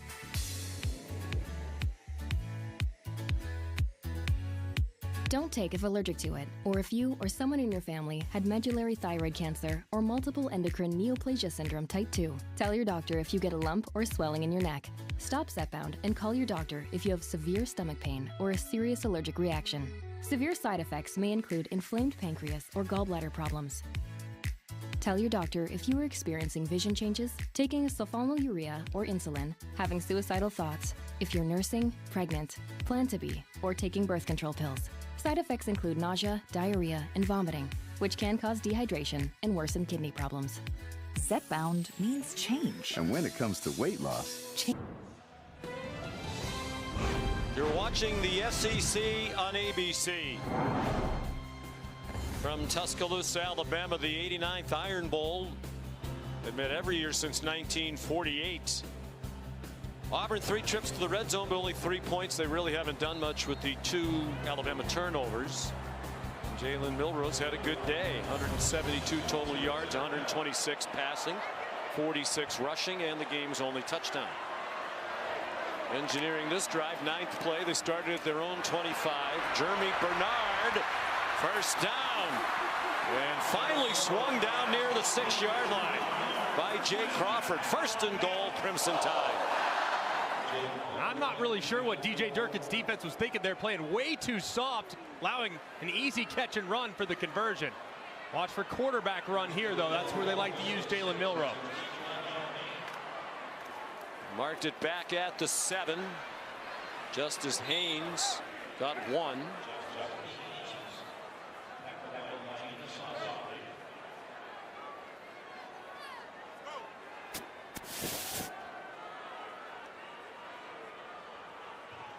Both sides substituting. Kalen DeBoer, been a rough year. Started out so well after the big win against Georgia. 3 losses, the most in a season for Alabama since 2010. He is looking for his 9th win of the year. Here's that design run for Milroe. And he's down very close to the goal line. The ball is on the ground. They're marking Milroe down at the 1. By the way, if they do win 9, it'd be the most for a first-year Alabama head coach since Frank Howard won 9 back in 1931. Milroe goes under center. Milroe keeps. Touchdown!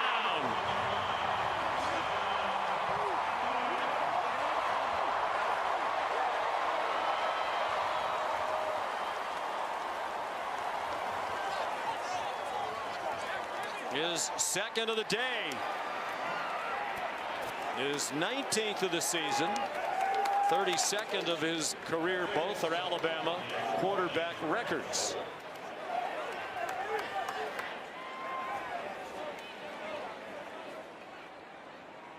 Graham Nicholson for the extra point with James Burnip the holder.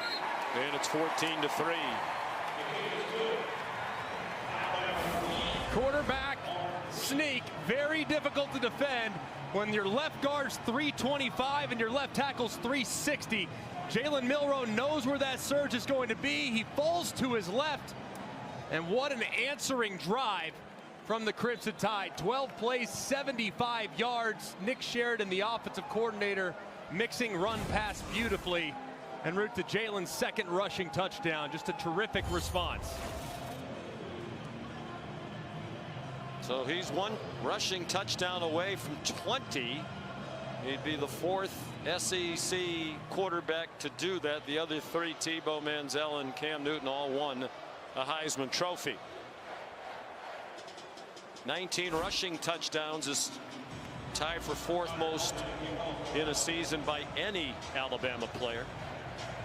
The other 3 ahead of him on that list are running backs. Derrick Henry, 28, 2015. Najee Harris, 26 in 2020. Trent Richardson, 21 rushing scores in 2011. When he's good, they win, and he's been very good today.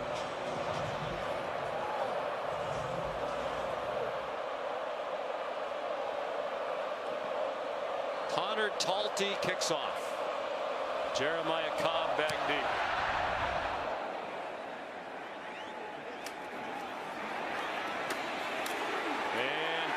Picked up the bouncing kickoff and got collared at the 17-yard line. Time for our player check-in presented by Allstate. And it's Jalen Milroe. They go as his legs go, and it started early on a 3rd and short. They follows Jam Miller right through the hole for a really nice gain. A couple plays later, full misdirection.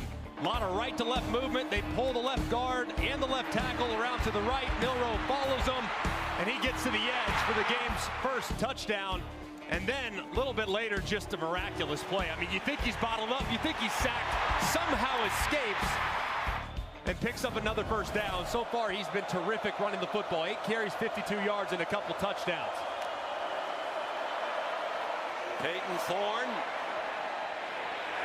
over the head of Keandre Lambert-Smith, who was surrounded by Alabama defenders. 2:33 to go, 2 timeouts for Auburn. Thorne now just 10 out of 21 passing for 114. He needs to just continue to be patient. He's played a pretty smart football game outside of a throwaway on 4th down earlier in the game. But just because it's a 2-score deficit now, you can't start forcing it into coverage like he did right there. Lucky he missed, or else that could have been picked.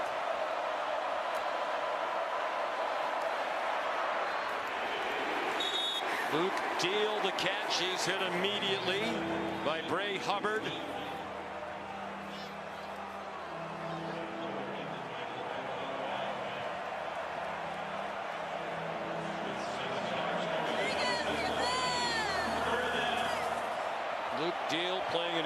65th career game for Auburn. That is the school record. He got 3 on the catch. They'll take it to the 2-minute warning. 2-minute timeout. This is the 2-minute timeout. With Alabama leading 14-3.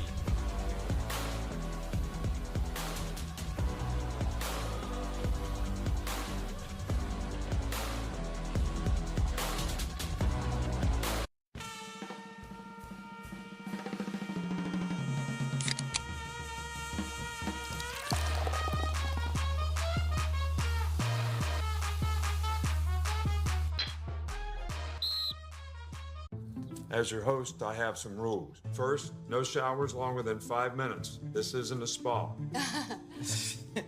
That's the rule. Meanwhile, at a Verbo, when other vacation rentals make you share your turf with a host, try one that's all yours. In every moment, greatness awaits.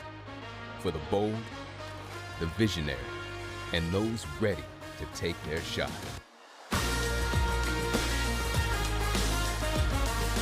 Here, we don't chase success, we define it.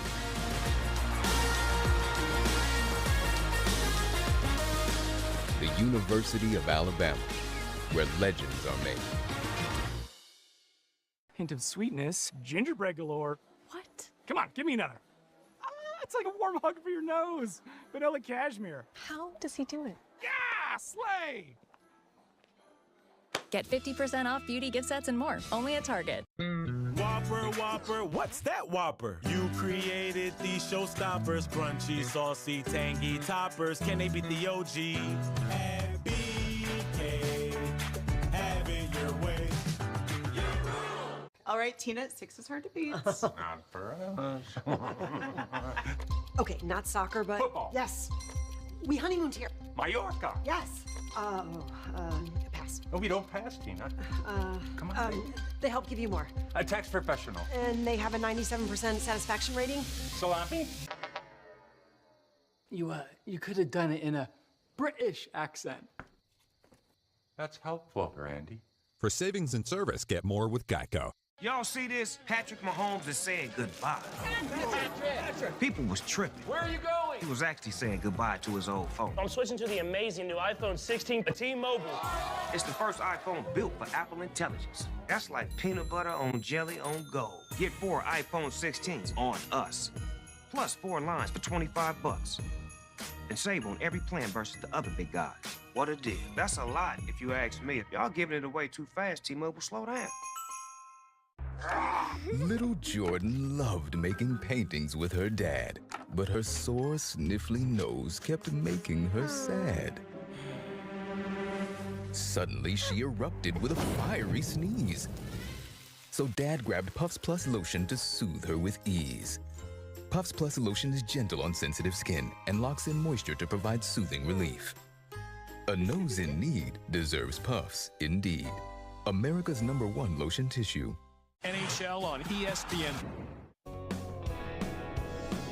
Championship weekend begins next Friday.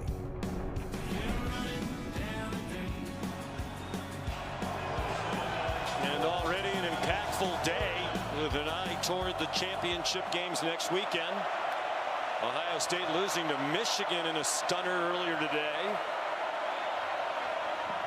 2 minutes to go first half. Alabama leading 14-3. 3rd down and 7. They're 2 out of 7 on 3rd down with an average to go of 8 yards. Thorne in trouble, had to throw it away as he was pressured by Jamarian Lathan. That's another 3rd and long where Alabama gets off the field. They bring corner pressure this time, and Peyton Thorne never really sees it. Now his running back, Jarquez Hunter, does, but Peyton Thorne drifts right into the pressure, which accelerates how quickly he has to go through his process, and the result throws it away. But Auburn now, that's their 6th 3rd and long. They have to be better on 1st and 2nd down. Good punt by Oscar Chapman. No fair catch from Ryan Williams, and he got a couple of yards on the return of a 44-yard punt. Here's Kevin Nagandi. Sean, Capital One halftime report just minutes away. We got Notre Dame highlights, Penn State highlights, Miami highlights, all in action. Also, the stunner at the shoe post-game reaction as Michigan stuns Ohio State. 14-3, is that score a little misleading here, Dan? I think it is. I mean, Alabama is getting outplayed, if not for Auburn not finishing some drives. Jalen Milroe really carrying the football team, 2 drop touchdowns. They got to play a little bit more consistent. And if you're Auburn, finish some of these drives down in the red zone. You've been dominating the game. You got to finish. We'll see you at the half. All right, gentlemen, thank you. Lots of important scores and highlights coming up on the halftime report. Miami leading Syracuse 21-14 at the half up in central New York. Previous play is under video review to take a look at a potential fair catch signal. You know, the Auburn sideline was letting the officials hear it. Ryan Williams was basically right in front of them when he made the catch. Well, kind of half-hearted. So let's bring in Bill LeMonnier for what constitutes a fair catch signal. Maybe he was just waving hello to a friend in the crowd. Bill. I don't have that as a fair catch signal. The other part of it too is I'm not sure why it's being reviewed. It's a difference of 1 yard. Does it have an immediate effect on the play? So I'd just left this alone. I think Bill LeMonnier should be the commissioner of college football. In charge of the whole thing. Common sense right there. Yep. 1 yard in a 2-minute situation, probably not the end of the world, not worth wasting the time. After video review, the returner gave a fair catch signal. Sort of. The ball be placed at the 35-yard line. Well, Bill, maybe you can instruct us. What constitutes a fair catch signal?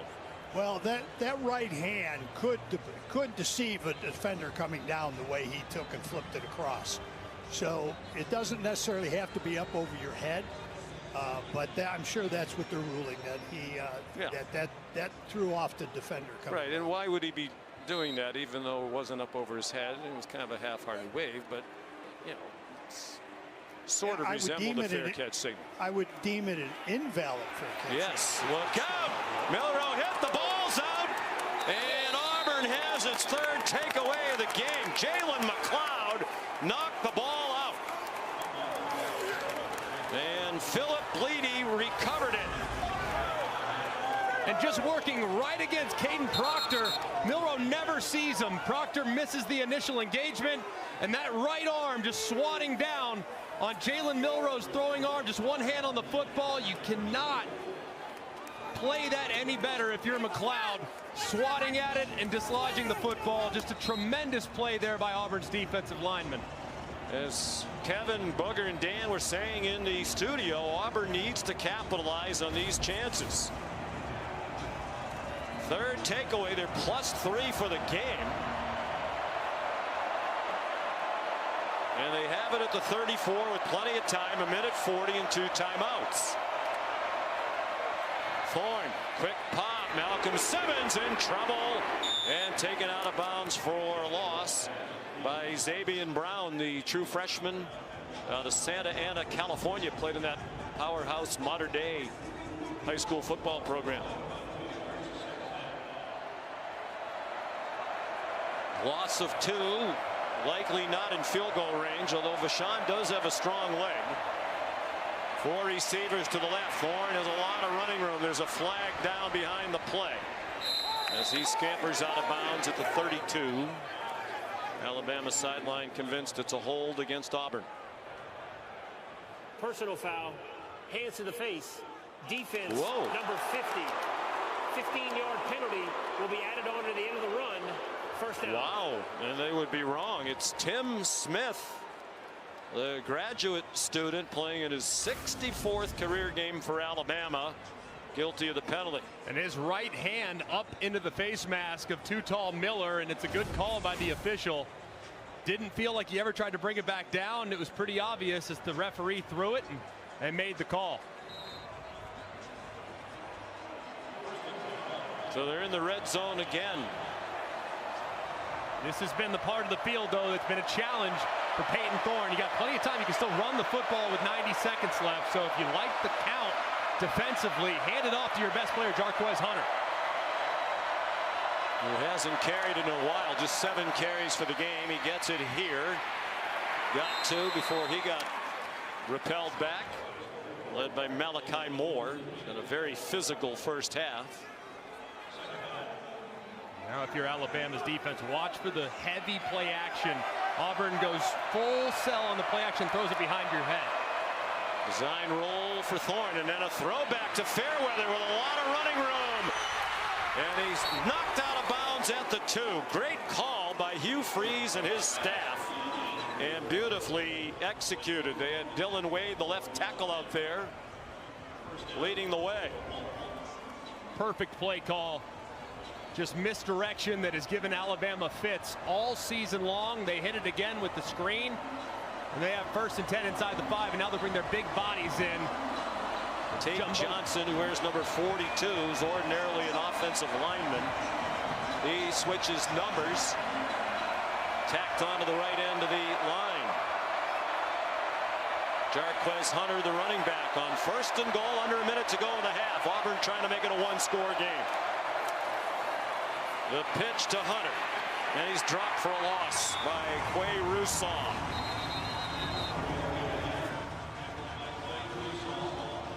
Timeout, Auburn. It is their second. It will be 30 seconds. And that leaves Auburn with 1 with 52 seconds to go. Sean McDonough and Greg McElroy entertaining Iron Bowl. I think if you're an Auburn fan watching this right now, you're a little frustrated, but the mood could change if they can find a way to punch one in here. Yeah, I mean, you really look at both sides. I mean, missed opportunities for Alabama and for Auburn. Auburn, when they've gotten into the red zone, drives have stalled. They've gone backwards a couple times when they've gotten in the red zone. They missed a field goal. And Alabama with a couple of pivotal drops that would have been touchdowns. So really the first 30 minutes has been a kind of a story of who's made the biggest mistake. Hugh Freeze, Peyton Thorne trying to get bowl eligible. They had a 6-6 regular season last year after the excruciating loss in the Iron Bowl. Then lost to Maryland in the Music City Bowl. Trying to get to 6-6. Peyton Thorne wants to play in one more game.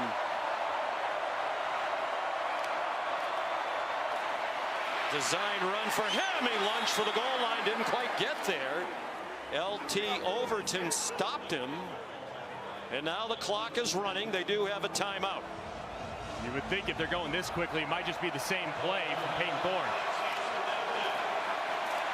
And they gave it to Hunter, and he got stuffed. Jahad Campbell.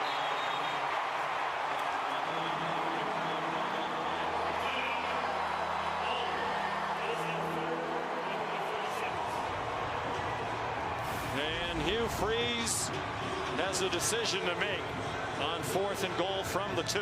And sometimes when you are going so fast and you're trying to rush to the line, you have to be mindful of the clock naturally, but you also have to make sure that everybody up front understands the assignment. That time, Rivaldo Fairweather and the left tackle, Dylan Wade, were just blocking together. Meanwhile, Jahad Campbell's right off the edge at 100 miles an hour and makes the play in the backfield. So what now? If you're Auburn, you've mentioned their red zone struggles throughout the year. Where do they go? I think you go for it here for sure. They've gone for it already earlier in the game. And I would probably, right hash is a little bit trickier, but I would get Peyton Thorne outside the pocket. I would see if I can get a run pass option with Peyton Thorne. And I'd try to work it to the right if I could, but if I have to go to the left, it's no problem. Huge play here. Hunter, the running back, and a timeout called by Alabama. Timeout on defense. Alabama. It is their second. It will be 30 seconds. For Kalen DeBoer, the 50-year-old South Dakota native. This is the 4th trip into the red zone for Auburn. Trying to put a 1 in that touchdown column. Absolutely needing to pay this off too. I mean, short field defense has played great. 3 turnovers forced in the first half and not a lot to show for it. So this right here would be a huge boost to morale if Auburn can somehow pay this off on 4th and 2.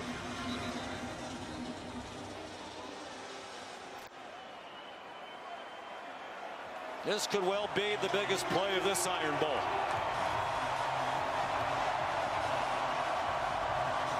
Late substitution on defense. Jamarian Latham comes on for Alabama. Hunter, the running back. Peyton Thorne out of the gun. They're 0 for 1 on 4th down. Got stopped on a 4th and 4 in the red zone. Trying to draw them offside. They don't have a timeout to use. So they're either going to snap it or take a penalty. 2 seconds on the play clock. They take the delay of game. Wow. Offense. 5-yard penalty. Remains 4th down. Well, that looked like it was by design. And if I'm an Auburn player fan, I don't like that. You're on the 2-yard line. It's the Iron Bowl. Score a touchdown. And Hugh Freeze earlier in the game already said field goals are not going to win this thing. Plus, you have a new field goal kicker. The ops has been slow already. Made one, missed one. It's a surrender. It really is. I mean, you're on the 2-yard line. I would have gone for it. I feel like that very sends surprised. the right I know they've message. struggled in the red zone. This is also no gimme either. 25 yards and good for Ian Vachon. There was a timeout called by Kalen DeBoer before the kick. Timeout. Alabama. It is their 3rd. It'll be 30 seconds. So Vachon will have to do it again. He never thought he'd be in the Iron Bowl. We mentioned it earlier. It was at Birmingham Southern as the backup kicker. Last year, he only kicked 2 field goals, made one of them. They dropped, not only did they drop football, they dropped the school. They went out of business. He went in the portal, said there wasn't a lot of activity for a Division III backup kicker. There was not a live ball period, and a team cannot call consecutive timeouts during one dead ball period. So then give him the field goal. So anyway, he was a roofer. And I thought his career was over. Auburn needed depth at kicker. They called him in the summer. He came down as a walk-on, never thinking he'd kick in a game. But here he is in the Iron Bowl with a low-line drive from 25 yards.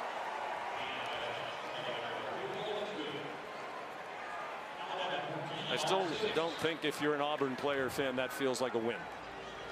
I would have trusted your outstanding running back to try to run it in there at some point. Running Peyton Thorne on 2nd down, I think, was the mistake. That's where I would have liked to have given Jarquez Hunter another crack at it. I mean, this is a guy that averages more than 4 yards per carry after contact. So even if he stacked up at the line of scrimmage, his strength and leverage could have potentially crossed the goal line. So for him to only get one real look down there is just not enough.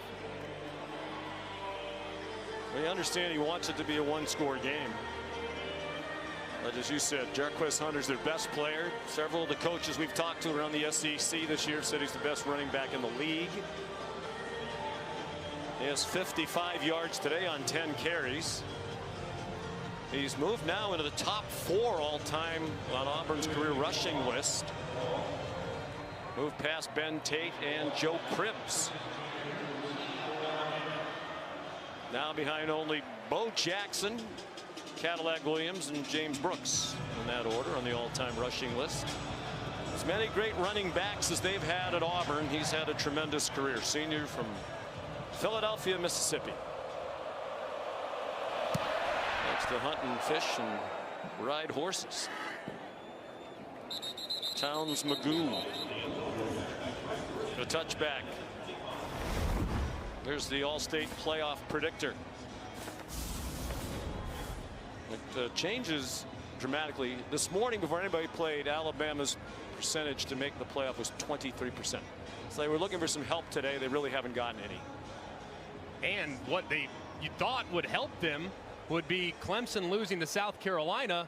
It's actually dropped their percentage points just a little bit more. So some surprising results in the noon window, and it didn't affect their chances. Don't forget to go to ESPN.com/All-State Playoff Predictor to check out your team's chances to make the college football playoff.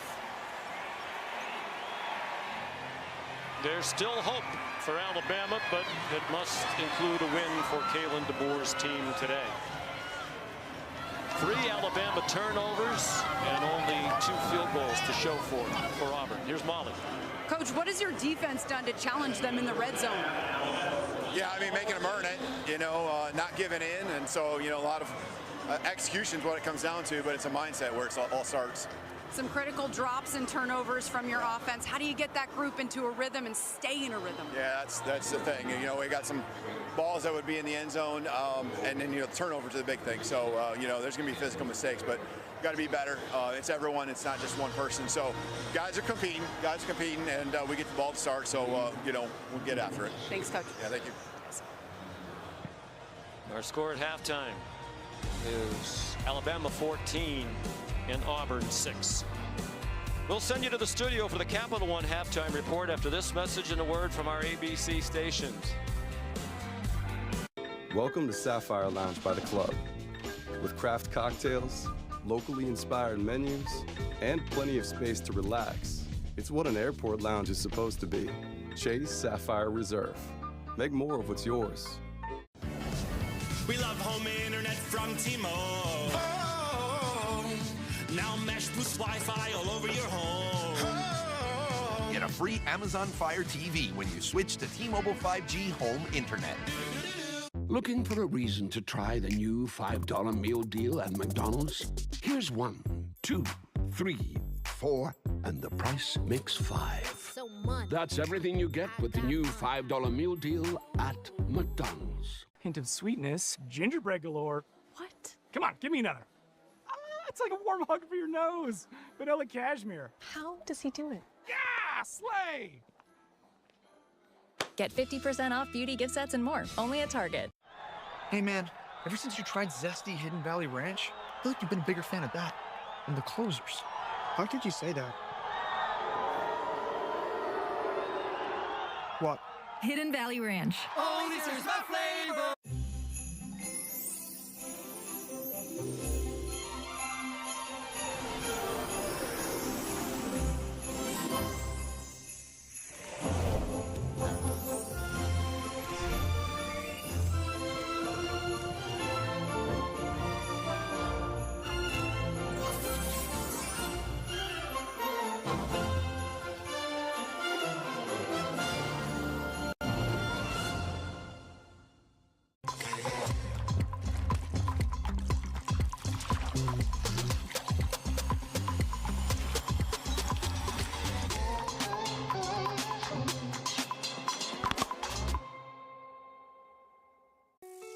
Weight loss.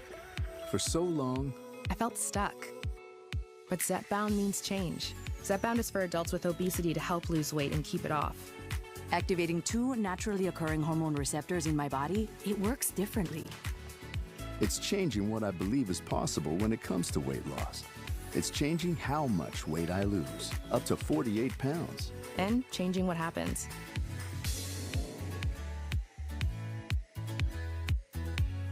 Don't take if allergic to it, or if you or someone in your family had medullary thyroid cancer or multiple endocrine neoplasia syndrome type 2. Tell your doctor if you get a lump or swelling in your neck. Stop Zepbound and call your doctor if you have severe stomach pain or a serious allergic reaction. Severe side effects may include inflamed pancreas or gallbladder problems. Tell your doctor if you are experiencing vision changes, taking a sulfonylurea or insulin, having suicidal thoughts, if you're nursing, pregnant, plan to be, or taking birth control pills. Side effects include nausea, diarrhea, and vomiting, which can cause dehydration and worsen. Welcome to the Capital One Halftime Report.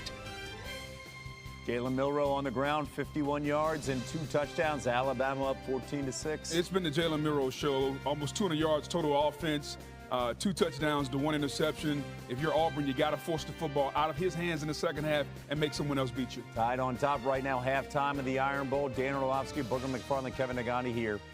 1,827 days. You got to go back to 2019, the last time Ryan Day and Ohio State beat Michigan, and all the stars were aligned here for the Buckeyes. Definitely going to happen, right? At home, yeah, to finally snap the drought and beat a Michigan team that had 5 losses. Oh no, Will Howard picked off by Amir Hall. Yeah, late to the sideline, backed up, Hall steps right in front, and then the most important part, taking that takeaway and turning it into points. Michigan punches it in. Boog, your favorite special teams in the kicking game. Jaden Fielding, he missed the 38-yarder. I mean, college kickers, you got one job. You get free meals. All you got to do is put the ball through the yellow pipes.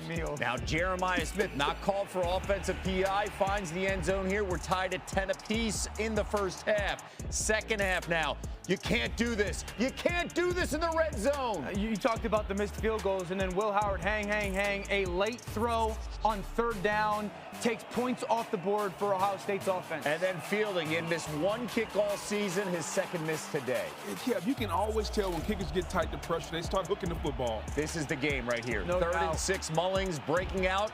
It looked like Ohio State had him, and he gets the first down. And Kev, I believe it's the last 23 times the winner of this game has outrushed the opponent, and it happened again today. Yes, Ohio State didn't even have 100 yards total rushing, and you see the kick there, the difference, and Zavada nails it. And then, how about that? Michigan tried to plant the flag midfield. Buckeyes players didn't like it. Chaos.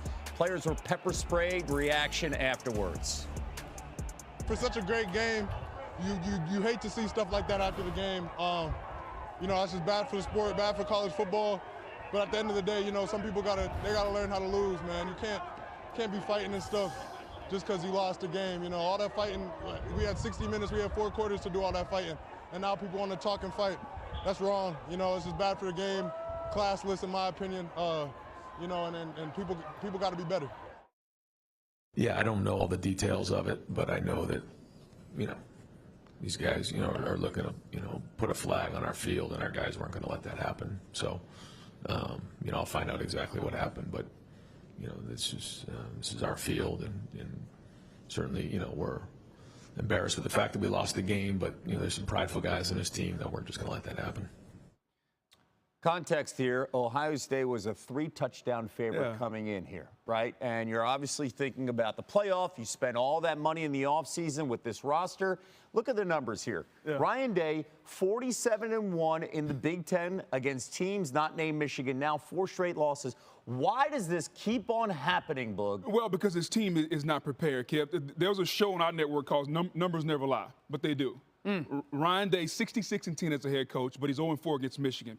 In every game, they've been out-physicaled at the line of scrimmage. In every game, there have been mistakes. In every game, the quarterback play hasn't been what it needs to be. They went out, they got the best roster money can buy. And Ryan Day let his team down again. Michigan was the more physical team. And then for Ryan Day at a critical moment to call a second timeout after Ohio State had already called 1 timeout, 2 timeouts consecutively, you cannot do that. He did that as a coach. So when you put all that together, Kev, he's been getting outperformed on the sideline. And I think if you're an Ohio State fan, you have to ask yourself the question, is Ryan Day the guy for this job? He can beat everybody else, but he hasn't been able to beat Michigan. Today's the worst day in Ryan Day's career as the head coach of Ohio State, okay? The question for them and really the administration is how and can he and the football team bounce back? Is that even a realistic thing? Because they won't play again till December 20th weekend. Correct. Yes. So there's if 3 they weeks. make the playoff, yes. Correct. So you're 3 weeks to sit on this. And if you're Ryan Day, can you bounce back from this? Watching your team at home without their 2 best players, Michigan, go into your house and again beat you to your point book, and then to have this happen? Yes. And can your team rebound? Yep. Because that's why the team's acting the way that they are. Ohio State, they know that they should have won that football game. And they know that they got punked. They got beat up. And to his point where he said, we're not going to let them plant the flag on our field. First of all, it's AstroTurf. It's a metaphorical plant, number one. Okay, but this goes back to when Ryan Day was the OC. Baker Mayfield in Oklahoma came years ago, Years ago, they did the flag. He said, I'm not going to allow that to happen on my watch. Well, guess what? It happened again today. You had 60 minutes to do this, and you couldn't get it done on the field. So the loss by Ohio State opens the door here for Penn State. If they were to beat Maryland today, they would now clinch a spot to play in the Big Ten Championship against Oregon. And right now, they are handling their business at home, up 31-7. As we look at the scenarios, if there's a collapse, there's an outside chance that Indiana enters the conversation to get to the Big Ten title game. Disney's Moana 2. Moana and Maui are back in the must-see movie event of the holiday season, and it can only be seen in theaters. Get your tickets for Disney's Moana 2, now playing in theaters everywhere. Hint of sweetness, gingerbread galore. What? Come on, give me another. It's like a warm hug for your nose. Vanilla cashmere. How does he do it? Yeah, slay! Get 50% off beauty gift sets and more, only at Target. At Burger King, we flame grill our burgers. Why? Because that's how it should be done. Hot, juicy, smoky, flame grilled, and made your way. This weekend only, get a free Whopper Jr. with a $1 purchase, only on the BK app.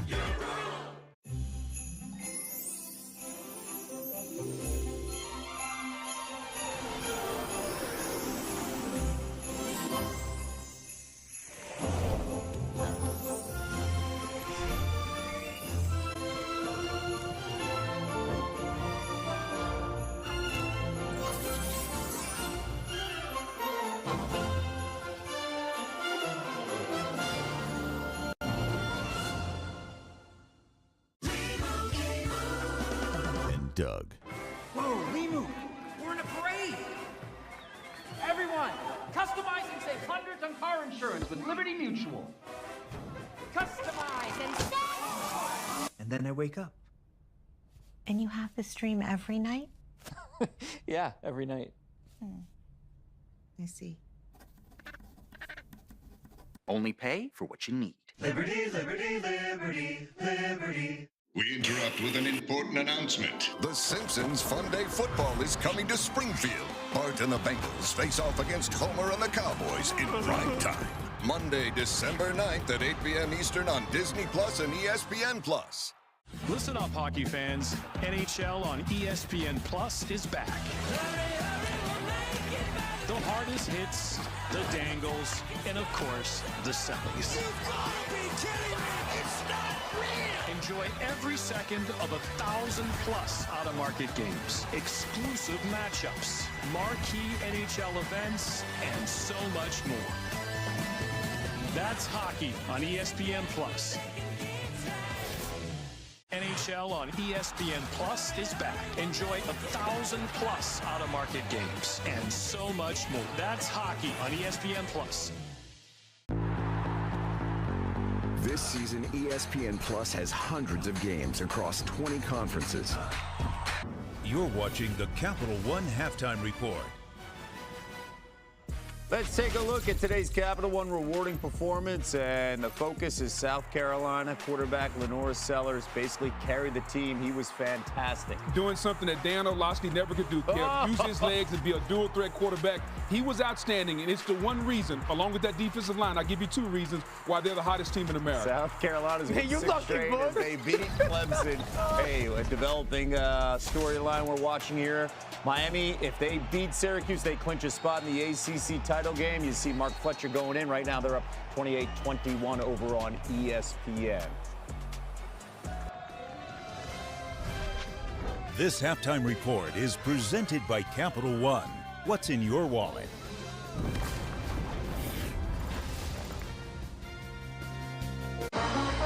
In every moment, greatness awaits. For the bold, the visionary, and those ready to take their shot.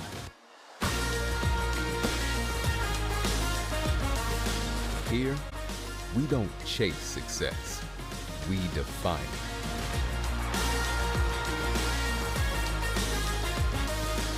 The University of Alabama, where legends are made. We were there in Paris. Exclusive events and incredible restaurants. Nights at the Sapphire Lounge on the Seine. Heaven. Experience the world as an insider. From exclusive lounges to immersive dining experiences, all with Chase Sapphire Reserve. Whopper, Whopper, what's that Whopper? You created these showstoppers, crunchy, saucy, tangy toppers. Can they beat the OG? And BK, have it your way. Y'all see this? Patrick Mahomes is saying goodbye. People was tripping. Where are you going? He was actually saying goodbye to his old phone. I'm switching to the amazing new iPhone 16 T-Mobile. It's the first iPhone built for Apple Intelligence. That's like peanut butter on jelly on gold. Get 4 iPhone 16s on us. Plus 4 lines for $25. And save on every plan versus the other big guys. What a deal. That's a lot if you ask me. If y'all giving it away too fast, T-Mobile, slow down. If I don't take it, I'll feel sluggish or just not want to really do anything, and I end up like picking up the kids. I'm still in my pajamas. That's the very first thing I do in the morning. With AG1, I checked one thing off. That can at least help with my mental health, with my physical health. I get my vitamins, enzymes, probiotics in that morning shot. It's like a little morning date.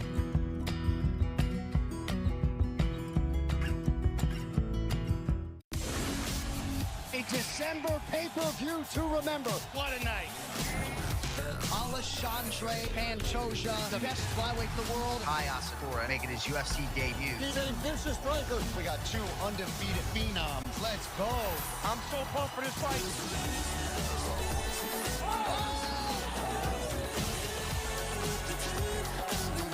They will not be able to keep the roof on this place. NHL on ESPN Plus is... This halftime report is presented by Capital One. What's in your wallet? Notre Dame trying to secure a home playoff game in the first round and taking on SC on the road, Jadarian Price. Yeah, Notre Dame needed this in a tight football game in the third quarter. Price breaks off a long run. Can their defense play better? That was the story of the first half. They played an uncharacteristically poor first half defensively. Ooh, look at that. Marcel Reed, icy hot. He got more money than Booger ever did. Nick's so cold because he got ice around him. And I'm getting ready to host Texas primetime. Winner goes to the SEC title game. Alabama gets the ball after this.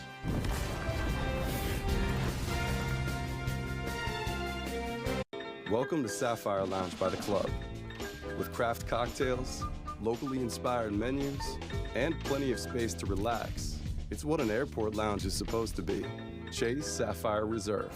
Make more of what's yours. Whopper, what's that Whopper? You created these showstoppers, crunchy, saucy, tangy toppers. Can they beat the OG? BK, have it your way. This holiday, why is the Hydro rowing machine the best gift for you? Rowing is a full body workout. Legs, core, and arms, all in one. With Hydro, when we row out on the water, you row at home. Get cardio, strength, and recovery training in one 20-minute workout. With rowing, you can get fit faster. Work out all over the world without ever leaving your home. Don't miss Hydro's biggest sale of the year. Gut health is not talked about enough, especially for perimenopausal and menopausal women who are trying to figure out what supplement to take. This is a key part of it for me. Within 2.5 weeks, I noticed immediately a difference in my wellness, in my gut. I think because it has helped regulate my gut so much that my skin, my hair, my nails has all coincided with being a healthier, better person because of AG1.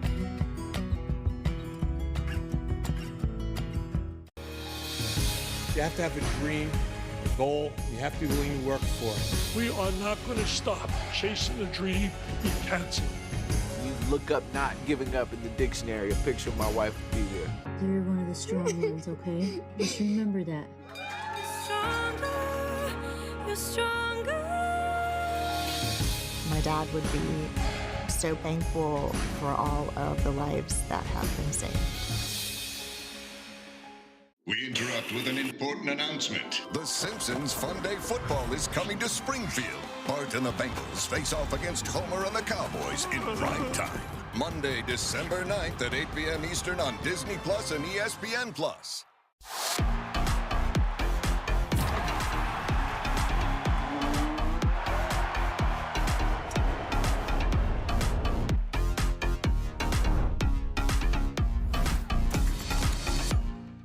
NHL on ESPN Plus is back. Enjoy 1,000+ out-of-market games and so much more. That's hockey on ESPN Plus.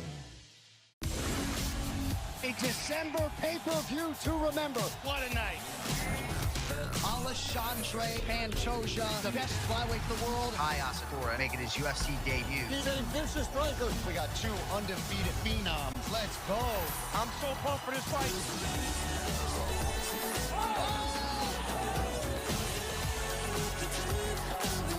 They will not be able to keep the roof on this place. We interrupt with an important announcement. The Simpsons Fun Day Football is coming to Springfield on Disney Plus and ESPN Plus. On December 9th, Bart and the Bengals face off against Homer and the Cowboys in prime time. Football fans and Simpsons nerds finally come together to watch the game live from Springfield. Watch the Simpsons Fun Day Football between the Bengals and the... You're watching Rivalry Week, presented by Fairfield by Marriott.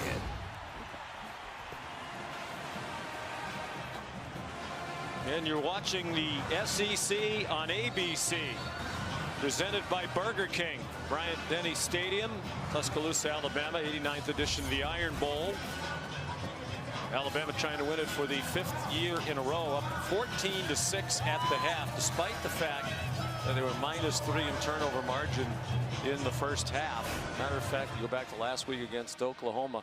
That's back-to-back games for Alabama with 3 turnovers. That hasn't happened since 2006 against Auburn and Oklahoma State, last 2 games of the Mike Shula era. They didn't turn it over when Nick Saban was the coach, but they're getting away with it so far today. Yeah, and I think it's really this whole first half was about situations. Alabama really good on 3rd down, really bad when it comes to turnovers. Auburn, conversely, really bad on 3rd down, really bad on red zone possessions and trying to pay those off with 6, but really good at forcing turnovers. So situationally got to clean a lot up in the second half. Alabama will get it first. Kendrick Law back for the kickoff from Towns Magoo. Darkness descending upon Tuscaloosa, Alabama, with the temperature now in the high 40s. No breeze to speak of. And Magoo has another touchback. Here's Molly. Well, Auburn head coach Hugh Freeze admitted that they had a lot of issues in the red zone and took a lot of the blame for that. He said that he misused tempo at times, had some of the wrong play calls in the red zone, and that led to their inability to score touchdowns. But he stressed that they're moving the ball well. They just need better execution and come away with points on every trip to the red area. But he said our defense has kept us in this game with those takeaways, just need better execution in critical situations, guys. 3 trips into the red zone. And just the 2 field goals. Yardage just about even at the half. 2:22 Alabama, 2:04 Auburn. Here's Ryan Williams sidestepping. Jaron Thompson, and off to the races he goes. All the way out to midfield. The true freshman who is still just 17 years old. 24-yard gain. And a good call by Nick Sheridan. Get the young man involved early. Watch the move. He's so slippery and quick. At 6'1", 175 pounds, but a little stronger than you realize too, but just his second catch of the game here in the second half. The catches have come down as the year's gone along. Jam Miller, the ball carrier. Hard to tell if that's the attention he's getting from defenses, if he's hit a little bit of a freshman wall, but he came in with just 7 catches total in the last 3 games. You can see the numbers there. Almost 93 receiving yards per game in the first 7. 39 the last 4. And the targets have come down as well, and his only catch today resulted in a fumble on the opening drive, so getting him back involved. Jam Miller has a first down to the 39-yard line. Kensley Lador-Faustin, true freshman, backup defensive back out of Naples, Florida, made the tackle. This would be a spot on 1st and 10, might take a shot downfield. Jeremy Bernard, a whiff on the tackle, leads to a lot of run after the catch. Jaron Thompson made the tackle after Kayan Lee did not. 13 yards. Just an easy throw, couple very easy completions for Jalen Milroe to start the second half, and terrific run after catch by Jeremy Bernard. Playing for his 3rd school in 3 years, Michigan State, Washington. And then he followed Kalen DeBoer from UW here to Alabama. 1-yard run for Jam Miller. Jason Jones made the tackle. I mean, numbers going up. Of course, last year he was basically the 4th option At receiver with a very talented group led by Rome Odunze, high first-round pick of the Chicago Bears. Also Jalen Polk, Jalen McMillan, screen, C.J. Dupre down to the 10-yard line.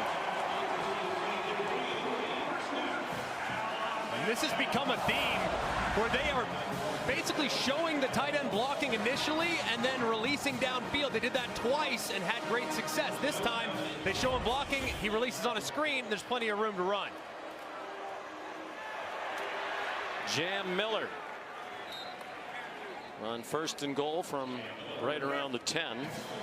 Jalen McLeod the tackle after a 3-yard pickup. Well, 6 catches today for Alabama tight ends, 2 each for Dupree, Josh Cuevas, and Robbie Boots. They came into today averaging 3 catches per game from their tight end group. So much more of a focus, the tight ends today. Justice Haynes back in at running back now. Milroe follows Haynes and goes down at the 2. Touchdown saving tackle by Kieron Crawford, playing his best football at the end of the year. Very similar play that they had a big gain on 3rd and short. I think this is a green light here for 3rd down and 4th down for Kalen DeBoer. Justice Haynes to the goal line.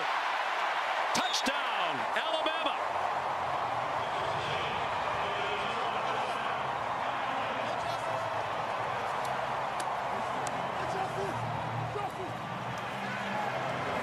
Seventh rushing touchdown of the season for Justice Haynes, the sophomore from Beaufort, Georgia. And watch the center, Parker Brailsford, transfer from Washington. The nose guard works just to the right-hand side of him. He passes him off. He goes straight to the linebacker, and they follow him into the end zone. A terrific opening drive for the Crimson Tide. And Graham Nicholson adds the extra point. They went 75 yards on the first possession of the second half, 9 plays. And Haynes the touchdown. 21-6 for Kalen DeBoer and the Tide. Welcome to Sapphire Lounge by the Club. With craft cocktails, locally inspired menus, and plenty of space to relax. It's what an airport lounge is supposed to be. Chase Sapphire Reserve. Make more of what's yours. You've pictured this moment all year long. You, the sofa you've wanted, and the best sale of the year. It's our biggest ever Black Friday sale. Get 25% off practically everything and up to 50% off doorbusters. Yep, it's so much more than you imagined. Looks like you and that sofa are gonna have the best Black Friday ever. At Value City Furniture, you don't have to picture it. You can experience it. At Burger King, we flame grill our burgers. Why? Because that's how it should be done. Hot, juicy, smoky, flame grilled, and made your way. This weekend only, get a free Whopper Jr. with a $1 purchase, only on the BK app. Look out! Pop, pop, it's showtime. Showtime. Guess who's back again? Oh, they don't know. Oh, they don't know. I bet they know as soon as we walk in. Showed up. Finding the perfect gift at a perfect price feels like 24-karat magic in the air. behind all the holiday magic is you. Max, what makes you, you. We interrupt with an important announcement. The Simpsons Fun Day Football is coming to Springfield on Disney Plus and ESPN Plus. On December 9th, Bart and the Bengals face off against Homer and the Cowboys in prime time. Football fans and Simpsons nerds finally come together to watch the game live from Springfield. Watch the Simpsons Fun Day Football between the Bengals and the Cowboys Monday, December 9th at 8 p.m. Eastern on Disney Plus and ESPN Plus.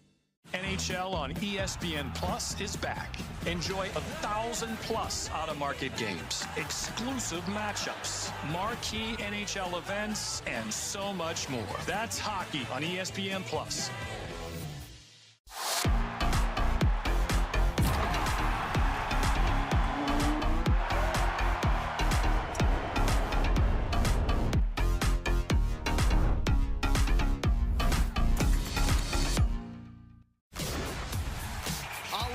Andre Pantoja, the best flyweight in the world. Aya Sakura making his UFC debut. We got 2 undefeated phenoms. Let's go. What a night. NHL on ESPN Plus is back. And Kane Womack's defense has played very well for Alabama. 17.5 points per game. 10th best in the country this year. Best for Crimson Tide defense since 2017. And they've been particularly stout today. Put in some tough situations by the offense with 3 turnovers. And have yielded just 6 points on 2 field goals. Connor Talty's kickoff will be returned by Jeremiah Cobb. Auburn hoping for a big play on special teams. And Cobb marked out at the 25. Let's take a look at coverage where it counts. Presented by T-Mobile. It's all the different looks that Kane Womack's defense has thrown at Payton Thorne. Looks like pressure. They drop out. He's a little confused. Has to flush to his right. Throws one downfield where there's nobody home. And then they do bring the pressure. They showed it. Now they bring it. Gets a quick outlet. Malachi Moore is sitting there waiting. This time looks like it's coming from the left-hand side. No, it's not. Here it's coming from the right-hand side. Thorne thinks he's protected. He rolls into it, has to throw it away again. It's been very confusing from Kane Womack for Payton Thorne. First possession of the second half, and it doesn't start well. Thorne forced to throw it away on the pressure from Tim Keenan. Womack, the son of a coach, his dad, Dave. 35 years as a college coach. That's Dave in the middle, including the end of his career defensive coordinator at Ole Miss under Hugh Freeze, where Kane Womack, and there's Dave, who's usually not far away from his son on the sideline. Kane Womack was a graduate assistant under Hugh Freeze. Offense number 72. Well, a terrible start to the half for Auburn. Easy touchdown drive for Alabama, and loyalty on both sides in the Womack family. That's Dom Studzinski, who is the head strength coach at Auburn, and he is married to Kane Womack's sister Haley. They all work together at Ole Miss under Hugh Freeze. Kane Womack and Hugh Freeze remain close friends. Thorne goes down. Tim Keenan again.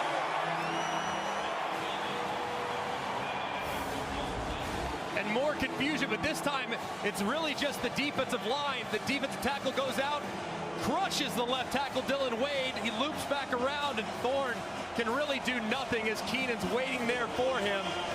You could not draw up a better start for Kane Womack and this Alabama defense in the second half. The Chronicle, they've played very well lately, including a shutout of Missouri in late October. They need a lot of run after the catch from Keandre Lambert-Smith. He gets out near the 19-yard line. So a 3-and-out for Kane Womack's defense. And Greg, I'd go back to the end of the half when Hugh Freeze on 4th and goal from the 2 elected to take a penalty and make it a better angle for the kicker and kick a field goal. I wonder if some of the fight went out of his team with that decision. Yeah, I think that was one where it's kind of a message play. Like, all right, I trust you guys enough to go convert on 4th and 2, and him settling for the field goal might have had a reverberating effect. Oscar Chapman punts. Clear, fair catch signal made there by Ryan Williams of a 42-yard punt. Time for the Aflac trivia question. This was the Iron Bowl. You want to know who's credited with naming this rivalry game, the Iron Bowl? Do you know? You played in these. You started to a quarterback for Alabama. I feel like I should know this, but I'm really. I'll say Paul Feinbaum. That's as good a guess as anybody else.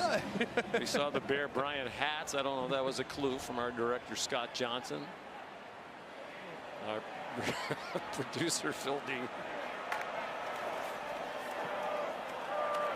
Jam Miller runs for about 6. I chuckled because Scott Johnson said in our ear, "I'm clueless," which sometimes the funniest thing said on the telecast are in our ears. Well, here's the answer to the Affleck trivia question. I hope they'll note in the truck that I did say Affleck again. Shug Jordan, legendary Auburn coach.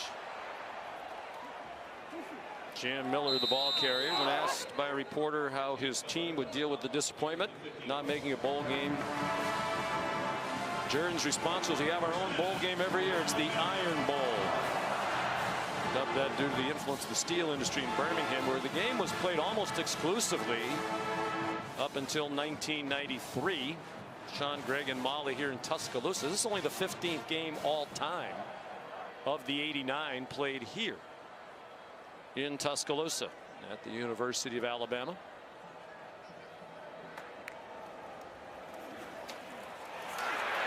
Milrose surrounded, got it off. Jeremy Bernard.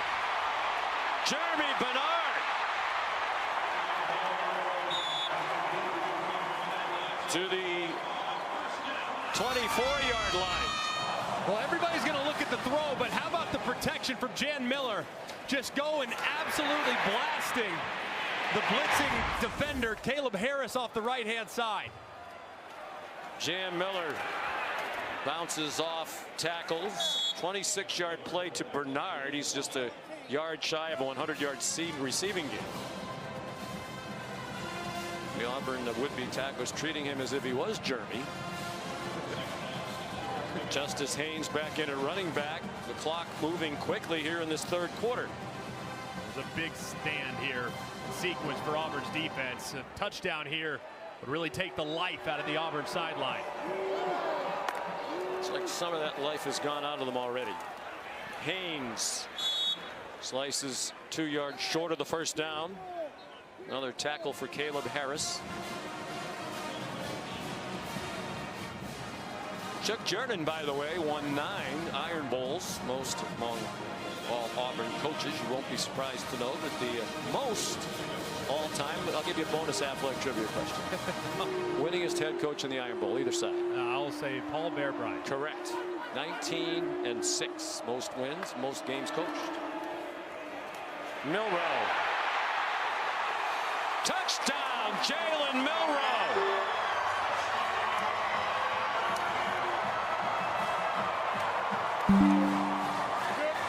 His third rushing touchdown of the day, and he reaches that 20 rushing touchdown mark where he joins illustrious company.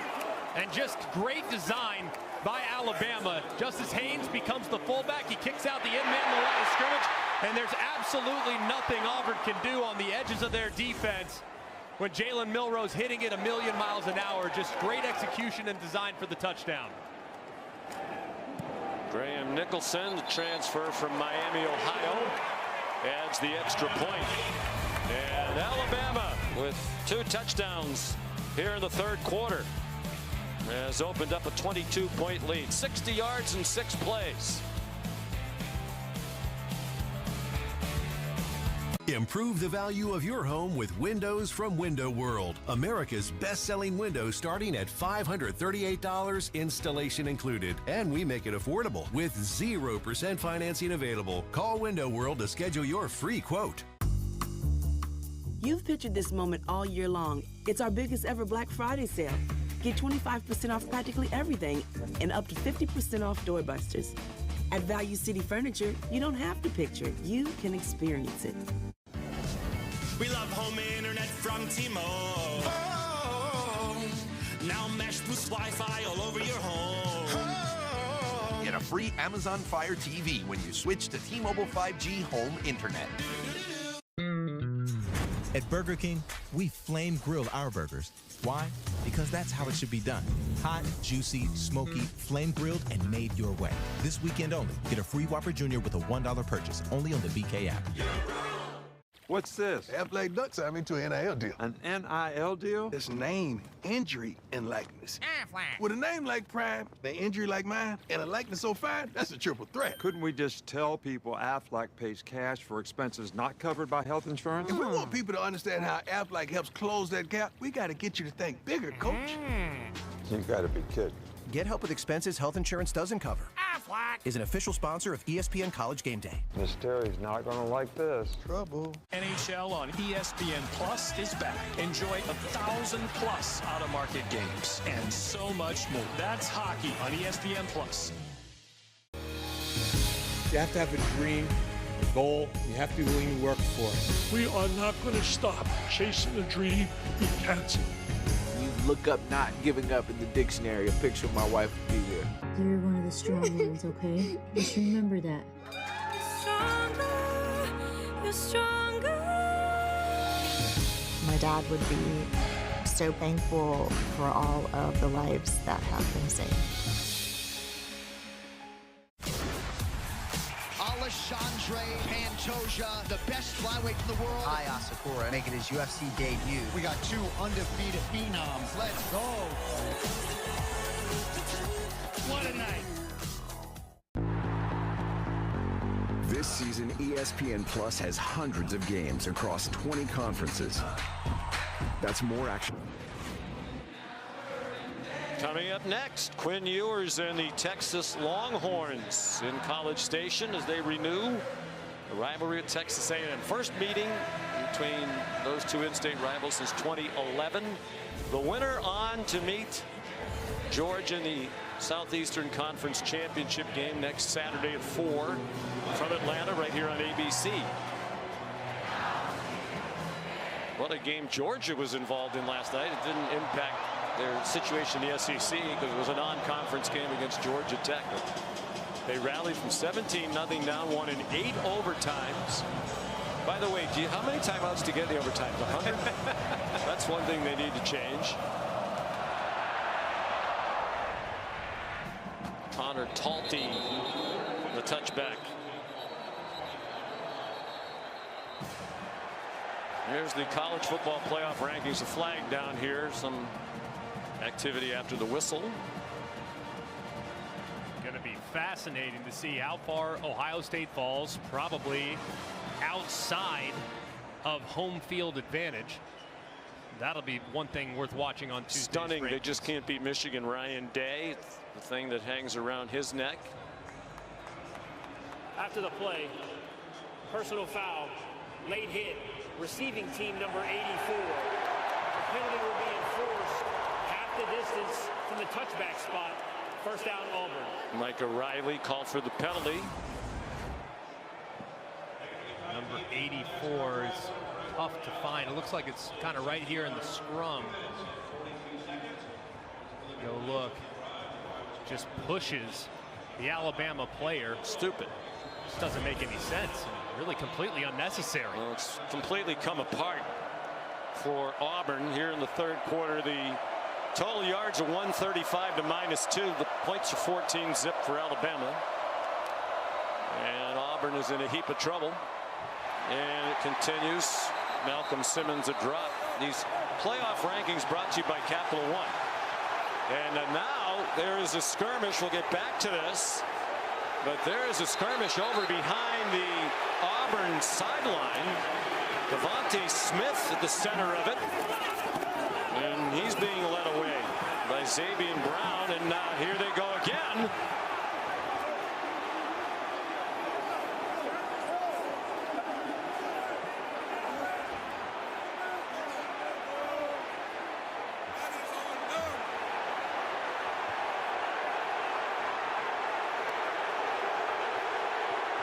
Finally, some Alabama coaches running across the field to get their players out of there. That took quite a while.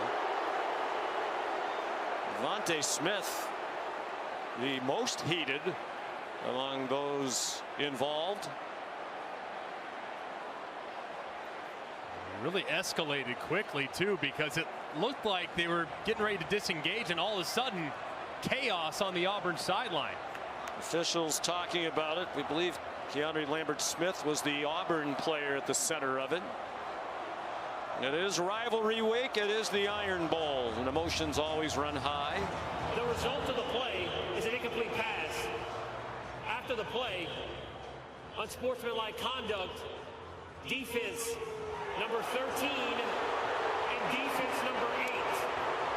Only one of the unsportsmanlike conduct penalties will be enforced. 15 yards.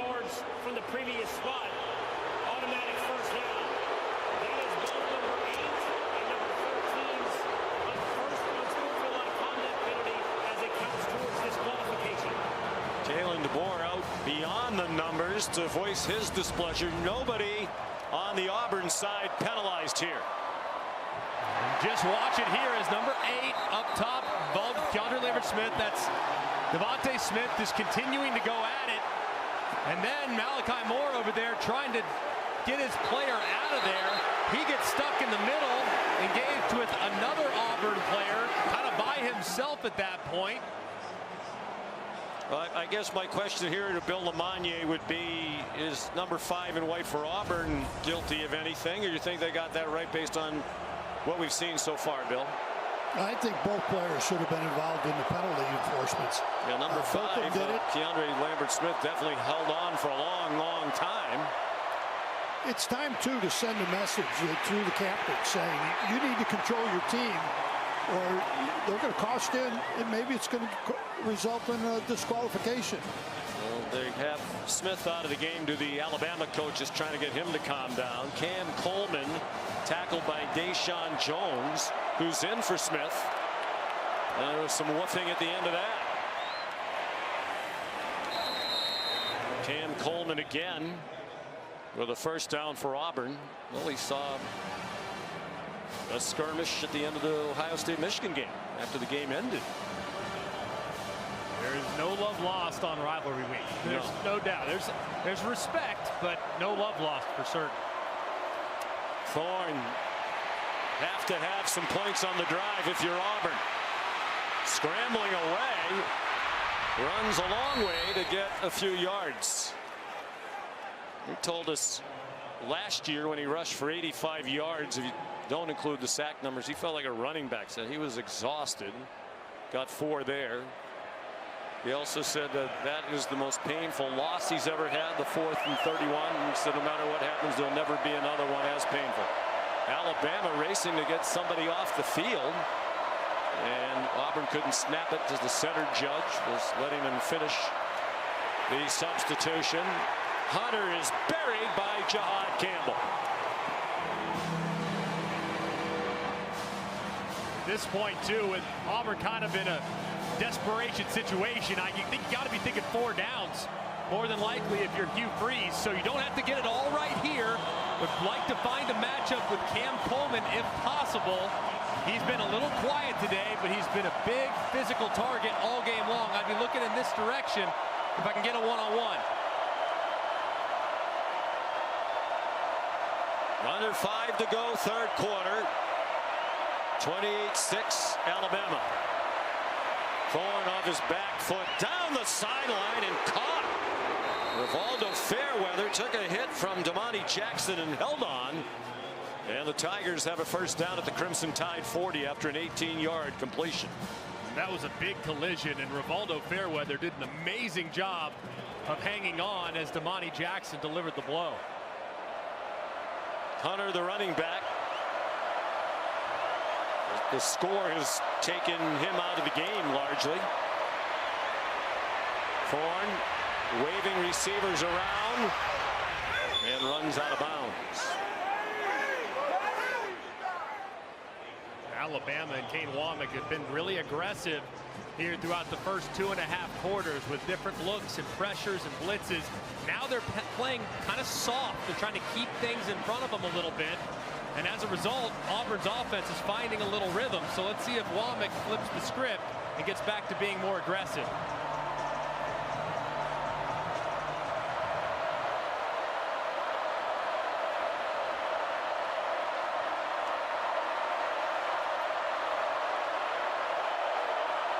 Thorne changing the play. The play clock down to 1. Hunter collared, but he got enough for the first down. Jordan Renaud in on the stop.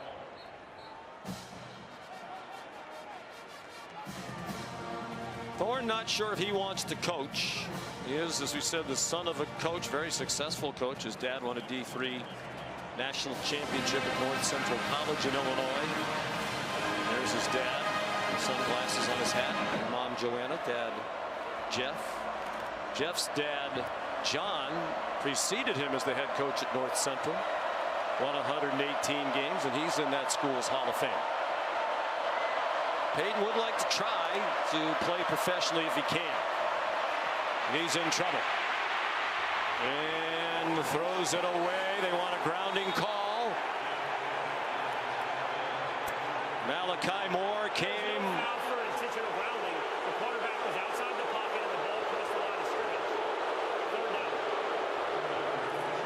Malachi Moore came on the safety blitz. And that's the pressure look from Kane Womack, who's passive those first few downs of this drive. As a result, the offense found some rhythm and some success there on 1st and 10.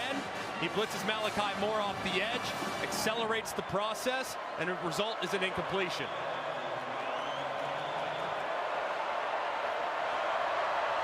The 5th time today, Peyton Thorns had to throw one away under pressure. One of those is on 4th down in the first half. This is 2nd and 10. Another pressure look from Alabama. 2 linebackers walked up. And the play clock is run out.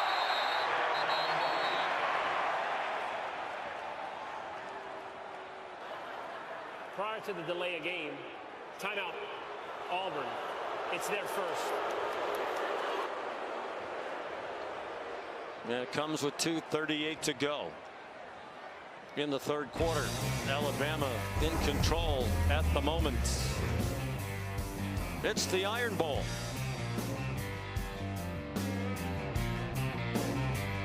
The first for Kalen DeBoer as head coach of the Tide. It's Black Friday at Pandora Jewelry. Save 30% in store and online on sparkling styles for you and gifts for them, including charms, rings, necklaces, and more. All at 30% off. Happening November 16th through December 3rd. Only at Pandora Jewelry. Whopper, Whopper, what's that Whopper? You created these showstoppers, crunchy, saucy, tangy toppers. Can they beat the OG? At BK, have it your way. What's that sound? This holiday season, get on board with the special Disney Plus Black Friday offer. I want one. Watch these classic holiday favorites, these uninvited guests. Let's go. These besties. This just feels right. And so many more wonderful presents. Come home for the holidays to Disney Plus. And right now, save big with our special Black Friday offer. Just $2.99 a month for 1 year of the Disney Plus and Hulu bundle. NHL on ESPN Plus is back. Enjoy 1,000+ out-of-market games and so much more. That's hockey on ESPN Plus. We interrupt with an important announcement. The Simpsons Fun Day Football is coming to Springfield. Bart and the Bengals face off against Homer and the Cowboys in prime time. Monday, December 9th at 8 p.m. Eastern on Disney Plus and ESPN Plus. Alexandre Pantoja, the best flyweight in the world. Aya Sakura making his UFC debut. We got 2 undefeated phenoms. Let's go. What a night. NHL on ESPN Plus is back. Enjoy 1,000+ out-of-market games, exclusive matchups, marquee NHL events, and so much more. That's hockey on ESPN Plus. 2 elite conferences loaded with talent on the spotlight. Let's go! Which side will shine the brightest? Are you not entertained? And whose legend will grow? Spectacular! The SEC-ACC Challenge, next Thursday on ESPN. Listen up, hockey fans. NHL on ESPN Plus is back. The hardest hits, the dangles, and of course, the sellies. You gotta be kidding me! It's not real! Enjoy every second of 1,000+ out-of-market games, exclusive matchups, marquee NHL events, and so much more. That's hockey on ESPN Plus. You have to have a dream, a goal. You have to be willing to work for it. We are not going to stop chasing a dream you can't see. You look up not giving up in the dictionary, a picture of my wife would be there. You're one of the strong ones, okay? Just remember that. You're stronger. My dad would be so thankful for all of the lives that have been saved. Watching the SEC on ABC, presented by Burger King. 10th play of this drive for Auburn. They're down 28-6 with 2:38 to go in the third quarter. They're at the Alabama 29. Started at their own 13-yard line. Battled poor field position a lot of the night. They have a receiver wide open. Cam Coleman has an Auburn touchdown. He got behind Xavier Brown for a 29-yard score. Said a moment ago that Cam Coleman needed to get some looks. It's been a little quiet.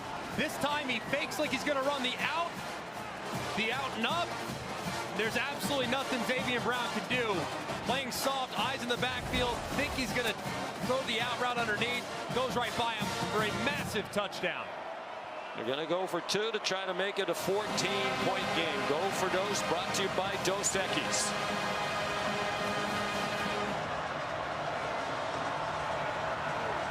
Had to have it, they got it. 87 yards in 10 plays.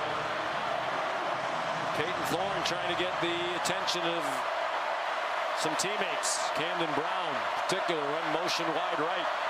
Play clock running down again. And they get the 2 on the handoff to Jarquez Hunter. Even that looked like a fire drill, scrambling around, the play clock about to expire. One thing Hugh Freeze has said all season long, particularly during the 2-5 start, his team has played hard all year. And they're fighting to the finish again today. This is a thing of beauty, finding the true freshman, high pointing the football. It's behind the defense and a great catch. Finally takes advantage of some one-on-one. It's a little chirpy, and then Auburn fans have to be wondering, had they just handed it to Hunter at the end of the first half from the 2-yard line, maybe this would have happened. They do it there for the 2-point conversion to make it a 2-score game. Massive answer for Peyton Thorne and the Tigers. Thorne's 21st touchdown pass of the year, the 8th touchdown reception for Coleman. 6 of those have come in the last 3 games.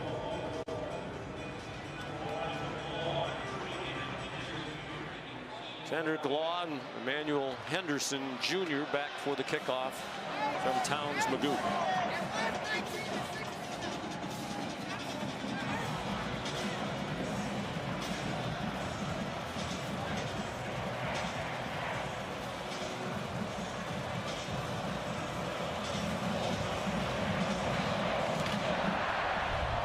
Line drive kickoff. Law caught it at the 4. Has some room outside. And crossed the 30. There is a flag down back at the 21. Far side of the field. The official just moved it to the 20, and the indication is it's a hold against Alabama. During the return, holding number 87. 10-yard penalty from the spot of the foul. First down, Alabama. Danny Lewis Jr. called for the penalty. Here's Kevin. Sean, Miami's 21-point lead is gone, and now they're trailing at Syracuse. Boog, here we go. Devin Grant, right place, right time, doing the right thing there on defense. Really good job. One guy makes the tackle, always beat it to ball, strip, scoop, take it to the house, and the carrier dome is rocking. Xavier Restrepo fumbled that ball, so Miami gets it, and now they respond here, Dan. Restrepo with a big gain. Outstanding man coverage. You get a crossing route. Beautiful throw by Cam Ward. Fuels the first team to 55 wins. Taken down at the 1 right now, so Miami driving over on ESPN. Back to you. Win sends the Canes to the ACC title game against SMU. If they lose, Clemson takes on SMU. Jam Miller out across the 15. They would think, obviously, in the situation Alabama's in, about a 20% chance right now in the All-State playoff predictor to make the playoff.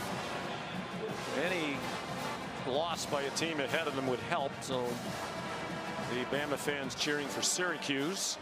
Yeah, cheering for chaos everywhere. I think if you're an Alabama fan, just not getting enough of it today. From their vantage point, Tennessee fell behind early at Vanderbilt, but came back to win. Over the middle, very close to the first down, is Josh Cuevas. He's marked down just short. Here's Molly. Well, Sean, Alabama players haven't given up the hope of making it to the 12-team playoff. Their message this week is we still have a chance. Malachi Moore said, I don't care if it's a 2% chance. It's a chance. We're still going to keep fighting. Jam Miller gets the first down. Isaiah Rakes made the tackle. A big first down. Running clock with a 2-touchdown lead as we're approaching 16 minutes to go. Alabama's been pretty good in the second half, controlling the line of scrimmage and establishing the run.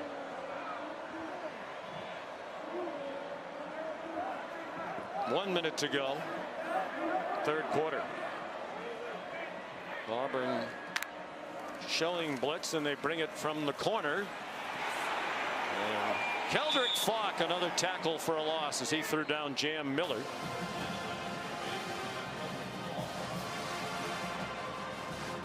Loss of 4. And this is a great job by Falk, working against the All-American Tyler Booker. Booker just a little bit too far out to his left. Falk slips inside and tackles Miller behind the line of scrimmage. That's a big-time matchup won by Falk. Yes, DJ Durkin, who's had a good year for your defense. Falk was the first name out of his mouth, along with Jalen McLeod. Alabama will have to snap it one more time here in the third quarter. Milroe sidestepped the rush and runs out of bounds. Got away from Eugene Asante. 7-yard gain. And that gets us to the end of the third quarter with Alabama leading the Iron Bowl 28-14. ESPN's presentation of college football on ABC will return after this message and a word from our ABC stations. You're watching Rivalry Week, presented by Fairfield by Marriott.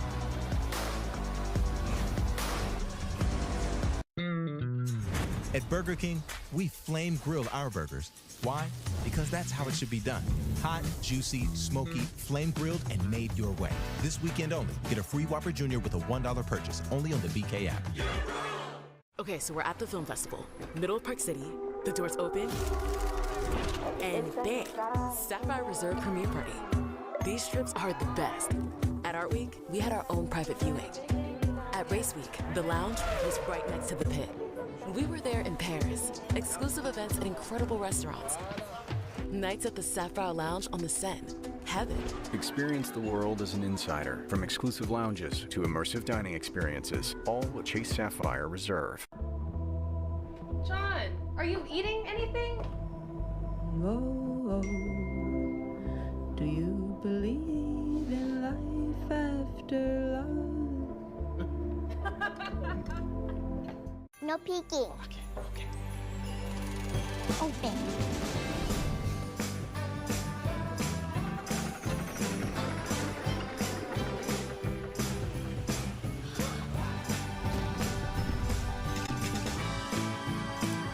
Over 600,000 USPS employees working in sync to ensure everything sent on its holiday ride ends with a moment of joy.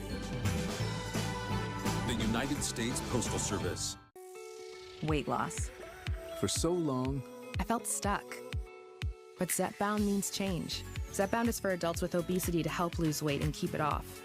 Activating 2 naturally occurring hormone receptors in my body, it works differently. it's changing what I believe is possible when it comes to weight loss. It's changing how much weight I lose, up to 48 pounds. And changing what happens.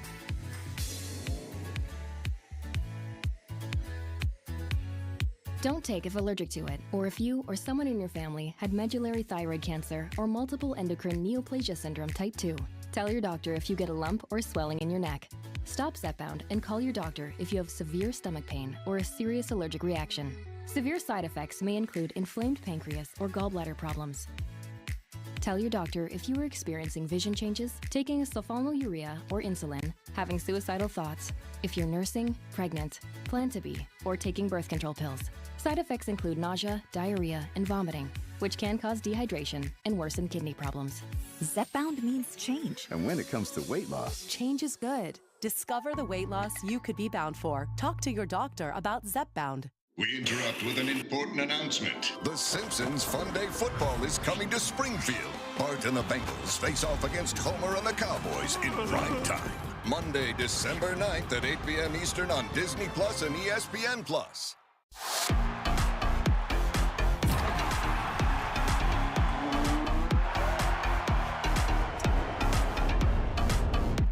watched this game, getting a little emotional and chippy. What do you need to see from your team in this final quarter? Yeah, I mean, it's just one play over there, and, you know, it goes both ways. But, you know, we just need to settle in here, and the next couple of possessions are going to be big, both sides of the ball. All right, thank you, Coach. No, thank you. That was a momentary blip. The teams have calmed back down as we go to the fourth quarter.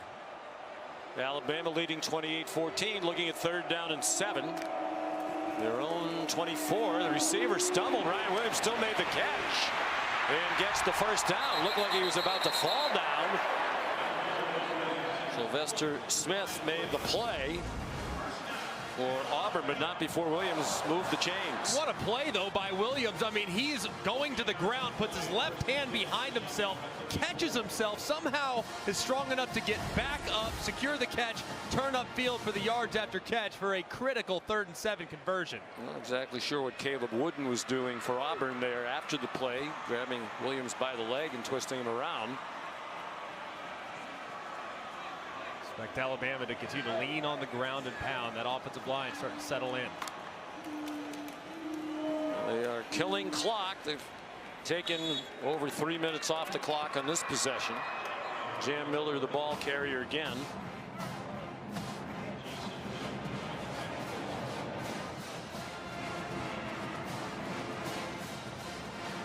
Jalen Milroe, 3 rushing touchdowns. First player on either side to do that in an Iron Bowl since Sean Alexander of Alabama had 3 in 1999. A game won by the Tide at Auburn, 28-17. For the most part, it's been the very good Jalen Milroe today. A couple of turnovers, the blemish. Designed run for him. And it's Caleb Wooden again. A little extra shove along the sideline. 3rd and 2 now. Alabama's gone to a very similar play 2 times now. Once for a big conversion, once for a touchdown. They fake it to the running back.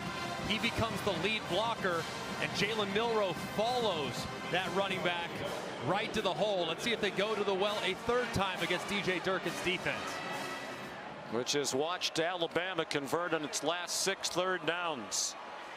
A clock killing operation on 3rd down. Play action pass. Milroe being chased by McLeod, and he goes down short of the first down. The ball comes out, and Auburn has it.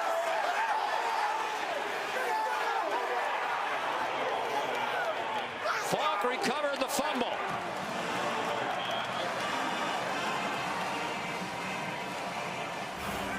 What a massive play for Auburn. Looked like Milroe was going to have enough, but it's not. It's McLeod who is able to get his right arm in there and dislodge the football. It bounces forward before another Auburn Tiger is there to pounce on it. Another example of poor ball security there for Jalen Milroe. That's his 3rd turnover of the day, his 6th in the last 2 weeks. DJ Durkin has to love the play by his outstanding senior linebacker, Jalen McLeod. They're going to take a look at it, or are they? They're holding. No question apparently in the replay booth as to whether or not Milroe was down. So there's life on the Tigers sideline. 12:45 to go, down by 14. They take over at the 49, and Jarquez Hunter's driven back by Justin Jefferson, who has seen the bulk of the action today in the absence of Deontay Lawson. Jefferson wearing the green dot on his helmet as well. The communication from Kane Womack. They had faith he'd be able to do the job.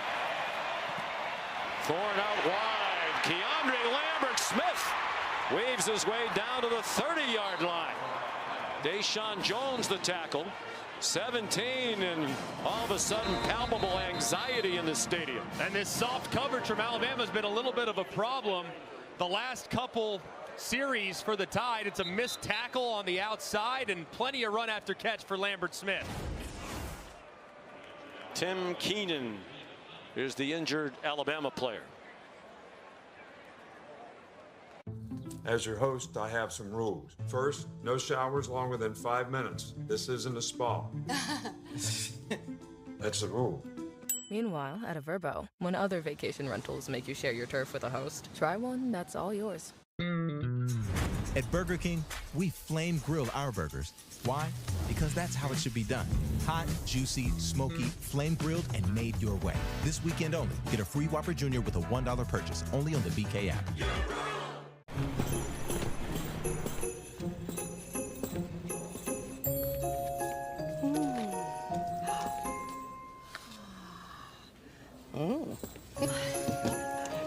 Hi. Finally got the night to yourself, huh? The one day a year my husband works. Love that for you. Please. Have a wonderful night. Happy holidays. Get help staying healthy through the holidays. Walgreens. Ready? Do it now. Oh, is she looking? You forgot to write on top of sales. Oh, chestnuts.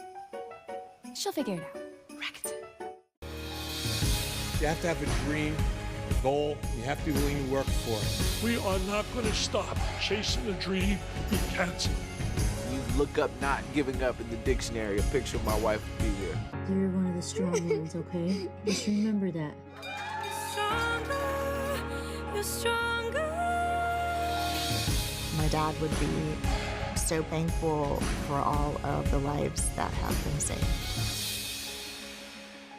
We interrupt with an important announcement. The Simpsons Fun Day Football is coming to Springfield. Bart and the Bengals face off against Homer and the Cowboys in prime time. Monday, December 9th at 8 p.m. Eastern on Disney Plus and ESPN Plus. 2 elite conferences loaded with talent on the spotlight. This is spectacular. Under the lights, which side will shine the brightest? Wiley hits the ties at home. Hidalgo with a major highlight. And whose legend will grow? Are you not entertained? Big-time players step up in big-time moments. The SEC-ACC Challenge. Texas Notre Dame at 7, Duke South Carolina at 9. Next Thursday on ESPN. We interrupt with an important announcement. The Simpsons Fun Day Football is coming to Springfield on Disney Plus and ESPN Plus. On December 9th, Bart and the Bengals face off against Homer and the Cowboys in prime time. Football fans and Simpsons nerds finally come together. Tim Keenan off the field over to the sideline. He's now getting back on his feet. Middle of that defensive front without its starter. Auburn on the move. 12 minutes to go after the 4th Alabama turnover. Peyton Thorne has him 1st and 10. They're at the Crimson Tide 30. This is a double pass. Hunter fires into a crowd. Intercepted. Picked off by Bray Hubbard. They went into the bag of tricks, and Alabama was not fooled. Hunter threw it into a crowd. There is a flag down after the play. And this play is really made by Jahad Campbell. He sees it immediately. Watch how quickly he reacts. Goes and takes off, forces Jarquez Hunter to throw it early. Ball, bad decision. Conduct, intercepting team number 2. The unsportsmanlike conduct penalty will be enforced half the distance to the goal from the end of the run. That is number 2's first unsportsmanlike conduct penalty as it counts towards disqualification. Zabian Brown. Of course, Hunter's a running back.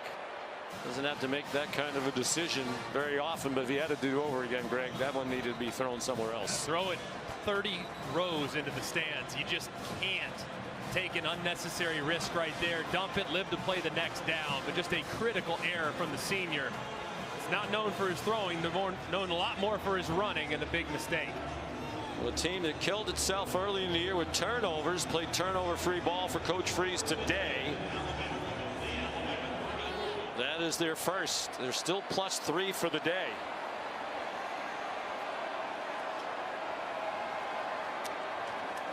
After the penalty, back inside their own 3, Justice Haynes. Last time Alabama turned it over 4 times in a game was 2022 against Texas A&M, which was Jalen Milrow's first start, his only start of that season. They still managed to win 24-20.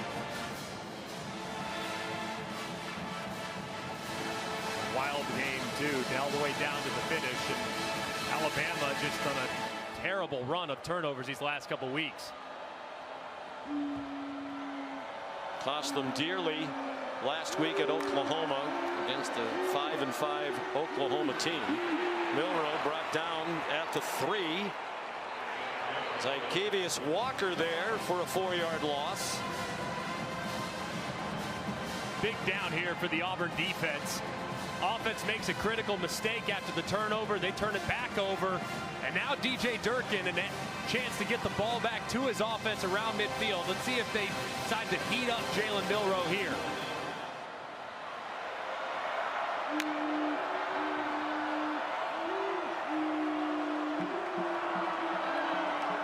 Milroe using as much time as he can with a 2-touchdown lead under 10.5 to go. Out of the end zone, lots of contact, flags thrown. DJ Durkin signaling to the officials he thought that ball was uncatchable. It was Keontae Scott in coverage. Pass interference, defense number 0. The ball will be placed at the spot of the foul. The result of the penalty is a first down. An enormous penalty. Jeremy Bernard, the intended receiver. And it looked like Keontae Scott, he was so physical all the way through, and that ball's absolutely catchable, but Keontae Scott so firm with the contact against Jeremy Bernard, he almost forces him out of bounds. It's an easy call for the official, and a big break for the Crimson Tide.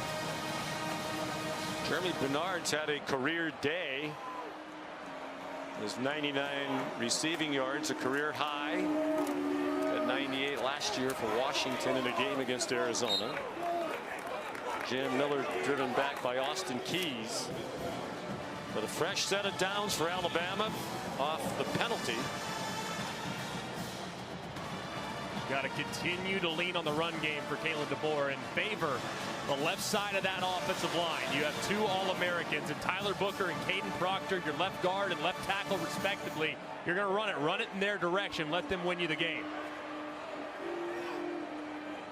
Tyler Booker, the terrific left guard's a junior, but Kalen DeBoer thinks this is likely his last season. Very highly rated by the NFL people. As is the center, Parker Brailsford, who Mel Kiper has rated as the 4th best center in the country. Jared Wilson of Georgia, Jonah Monheim, the USC, and Drew Kendall from Boston College. BC legacy. His dad, Pete, a terrific player for the Eagles and a long NFL career. Milroe, nice catch. And that gets Bernard over 100 yards receiving for the first time in his career with a 10-yard gain. And another Alabama first down. And just a beautiful route by Jeremy Bernard. Look at how he sets up the defender. It's an option route. He can run to the inside. He can run vertical. He can sit it down, or he can break it to the outside. You saw that shimmy at the top of the stem. He breaks it to the sideline. Milroe knows exactly where he's going. And he's now reeled in a career-high 109 receiving yards in his first career Iron Bowl.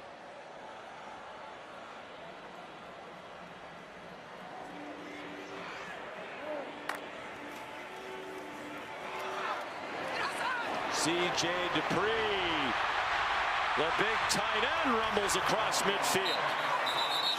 Caleb Harris chopped him down. There's a flag at the 40-yard line, far sideline, and they're walking back. I think they're going to get Jeremy Bernard, a receiver on the outside, for a hold. Holding, offense number 5. The 10-yard penalty will be enforced from the spot of the foul. Remains first down. Jeremy Bernard engaged with the defender up at the top right there. And as Dupree works back to the inside, you can see that right hand holding on just a little bit too long from the progressive pylon cam. And a good call by the official, but since it was so far downfield, it'll be 1st and 8 now after the penalty.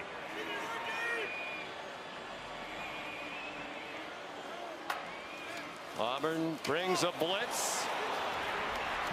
Milroe breaks tackles and runs out of bounds with another Crimson Tide first down.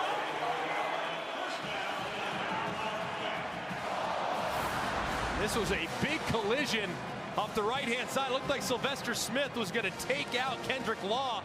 Milroe at the last second decides to pull it, makes a couple guys miss, and gets to the outside. That was a great decision by Jalen Milroe on the jet sweep read, because had he handed it off, it would have been a massive blow-up in the backfield. 3 yards shy of another 100-yard rushing game.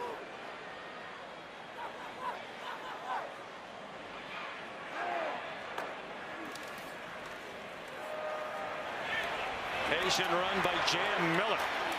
He got stood up at the 50.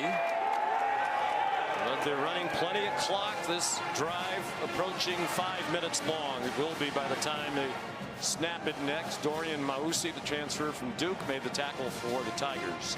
I think the big communication point, if you're Alabama, no need to be in a hurry and double over the football. Auburn's doing a good job of swiping at it today. Miller stopped short of the first down.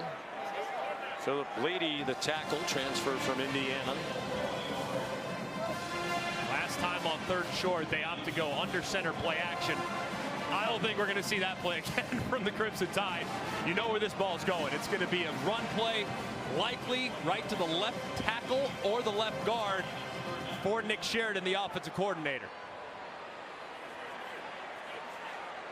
He's already had a good day. His alma mater, Michigan, with the big win at Ohio State. Nick was a walk-on quarterback for the Wolverines, later put on scholarship. Milroe. That'll get him over 100. And they continue to run out the clock. Yeah, he knows where his help is. He knows where his big bodies are. That's on the left side of the offensive line. Watch him just wash everything down, putting Auburn defenders on their back, and Milroe goes right behind him for another big 3rd and short conversion. Look at 2 hands on the football, too. Told you a moment ago, double over the football, 2 hands at all times. And don't let Auburn punch it out. Isaiah Rakes is down. Crowd doesn't like it. Timeout with 5:34 to go. That's the DQ Cheeseburger Lovers Deal. 2 singles for $5 or 2 doubles for $7 for a limited time. So, how is it? Deal this good speaks for itself, I guess. DQ, happy tastes good. You know your love keeps on lifting me higher, higher and higher. Let me tell you your love keeps on lifting me higher and higher, higher. You know your love, said your love lifted me higher. Pandora. Doug. Whoa, we moved. We're in a parade. Everyone, customize and save hundreds on car insurance with Liberty Mutual. Customize and save. And then I wake up. And you have this dream every night? Yeah, every night. I see. Only pay for what you need. Liberty, liberty, liberty, liberty. The SEC ACC Challenge, next Thursday on ESPN. 2 elite conferences loaded with talent on the spotlight. Let's go! Which side will shine the brightest? Are you not entertained? And whose legend will grow? Spectacular! The SEC ACC Challenge, next Thursday on ESPN. 2 elite conferences loaded with talent on the spotlight. Let's go! This is spectacular! Under the lights, which side will shine the brightest? Wiley hits the pies at home. Hidalgo with a major highlight. And whose legend will grow? Are you not entertained?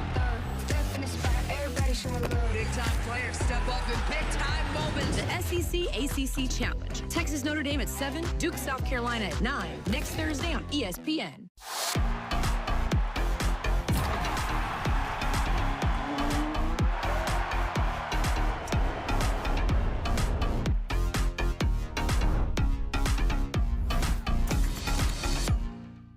We interrupt with an important announcement. The Simpsons Fun Day Football is coming to Springfield. Bart and the Bengals face off against Homer and the Cowboys in prime time. Monday, December 9th at 8 p.m. Eastern on Disney Plus and... The SEC on ABC is presented by Burger King. They're here. 3 new delicious Whopper sandwiches created by fans. Get to BK now. And in part by the Wells Fargo Active Cash Credit Card. Be a 2%er. Earn unlimited 2% cash rewards on purchases. Terms apply. Some of the memorable special teams moments in this rivalry. Punt, Bama punt back in 1972. Auburn blocked 2 punts, returned them both for TDs a win.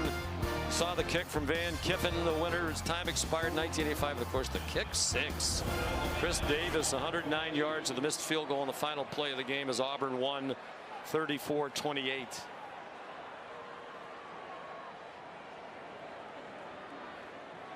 .5:21 to go. Jalen Milroe has his 3rd career game of 250 plus yards passing and 100 or more rushing. Last year in the 4th and 31 victory at Auburn. This year in the mammoth game he had against Georgia. Jam Miller stumbles down for a loss. There's been only one other 250 and 100 game in Alabama history, and was not, to my surprise, Greg McElroy. Might have had negative 100 rushing. Jalen Hurts in 2016 against Mississippi State. I'm trying to think. I remember that game. That was a heck of a game. I would thought maybe Jalen be the most likely candidate, but maybe there'd be one back in the day, like Stedman Shealy or someone like that. Tyler Watts, perhaps. And Stedman Shealy, good blast from the past. And Milroe ran for 185 at LSU. Here's Miller. That was the most by a Bama quarterback since Stedman Shealy. Went for 190 against Mississippi State way back in 1979. You weren't even born. Auburn uses a timeout. 1 left for Hugh Freeze.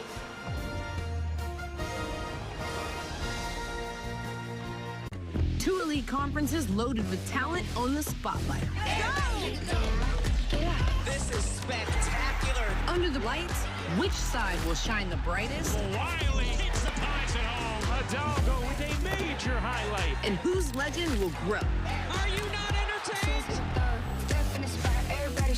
Big time players step up in big time moments. The SEC ACC Challenge. Texas Notre Dame at 7, Duke South Carolina at 9. Next Thursday on ESPN. A December pay-per-view to remember. What a night. Alexandre Pantoja, the best flyweight in the world. Hi, Asakura, making his UFC debut. These are vicious strikers. We got 2 undefeated phenoms. Let's go. I'm so pumped for this fight.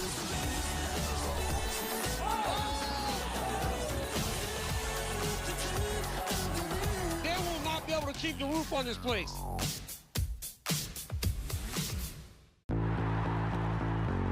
This season, ESPN Plus has hundreds of games across 20 conferences.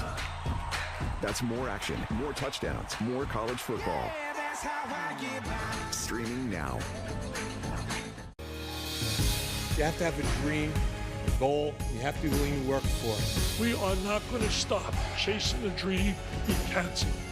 You look up not giving up in the dictionary, a picture of my wife would be there. You're one of the strong ones, okay? Just remember that. You're stronger. My dad would be so thankful for all of the lives that have been saved. NHL on ESPN Plus is back. Enjoy 1,000+ out-of-market games, exclusive matchups, marquee NHL events, and so much more. That's hockey on ESPN Plus. We interrupt with an important announcement. The Simpsons Fun Day Football is coming to Springfield on Disney Plus and ESPN Plus. On December 9th, Bart and the Bengals face off against Homer and the Cowboys in prime time. Football fans and Simpsons nerds finally come together to watch the game live from Springfield. Watch The Simpsons Fun Day Football between the Bengals and the Cowboys Monday, December 9th at 8 p.m. Eastern on Disney Plus and ESPN Plus. 2 elite conferences loaded with talent on the spotlight. Let's go! Which side will shine the brightest? Are you not entertained? Let's take a look at the AT&T connected cam, and this is the third down play that Alabama has run with great success. They just run that running back right across the formation. He becomes the fullback essentially. Same play here, 3rd down and 2, 3rd down and 3. They changed the blocking responsibility just ever so slightly there. It's led to really big gains. I would go with the exact same play here. If I'm Alabama, I hold it in my quarterback's hands. Don't take any unnecessary risk through the air. I'd run that exact same play and see if Auburn can find a way to stop it.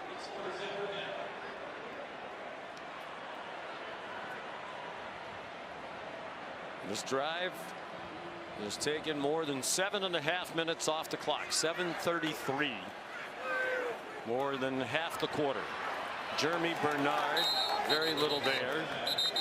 Keontae Scott, the tackle. And another timeout called by Auburn. Timeout. Auburn.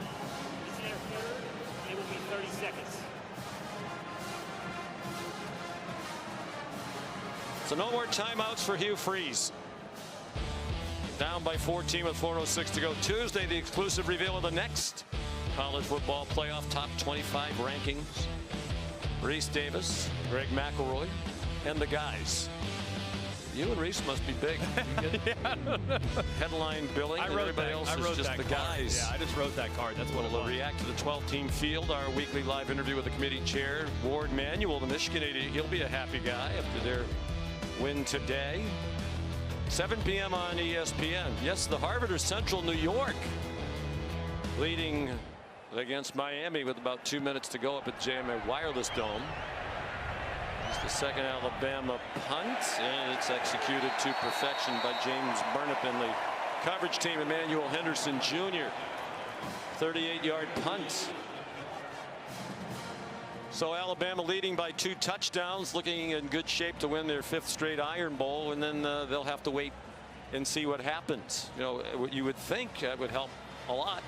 Should Miami lose, yeah, we shall see. No, well, especially with Clemson losing now. If Clemson's now in the ACC championship game, and then SMU, if they beat SMU, would that be potentially enough to knock SMU behind a 3-loss I think the thing that would help Alabama most is Clemson goes to the championship game. SMU beats them. SMU's clearly, they'd have the automatic bid. Then you'd have a 4-loss Clemson team and a 2-loss Miami team should they lose at Syracuse today. And then the question, at least head-to-head, right, becomes, is a 3-loss Alabama team more worthy than a 2-loss Miami team? Certainly Alabama has much better wins. Yeah, I think that would be the big question mark, of course. That game's not over, nor is this one. The ball is out. It's an incomplete pass intended for Rivaldo Fairweather. Damani Jackson knocked it out.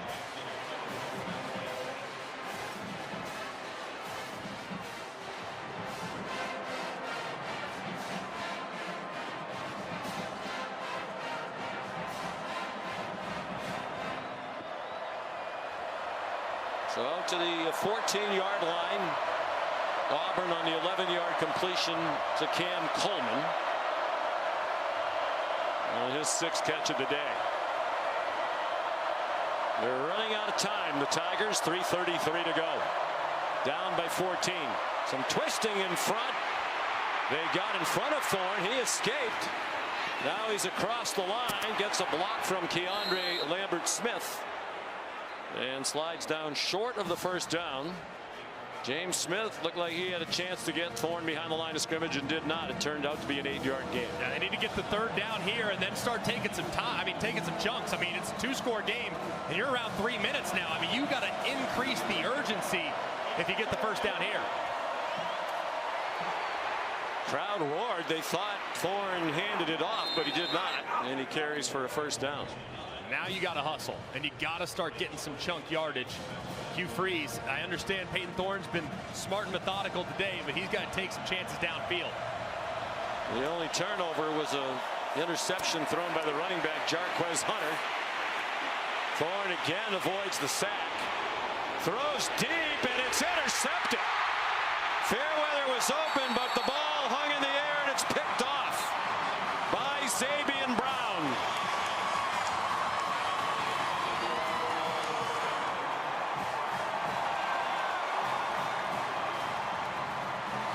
And that is going to clinch the Iron Bowl for the 5th year in a row for Alabama. And just a great job by Zabian Brown. If you look at it, looked like there was going to be a chance downfield. I mean, you stop it right there, and Zabian Brown is kind of stuck between 2 wide receivers. Instead, he's able to read the throw, turn and reverse course, and intercept the underthrown deep ball. If that ball's thrown faster, more on the line, or more over the top, it's probably going to be a completion and a decent chunk gain for Auburn, but an errant throw, bad throw, and a great defensive play essentially puts this game on ice.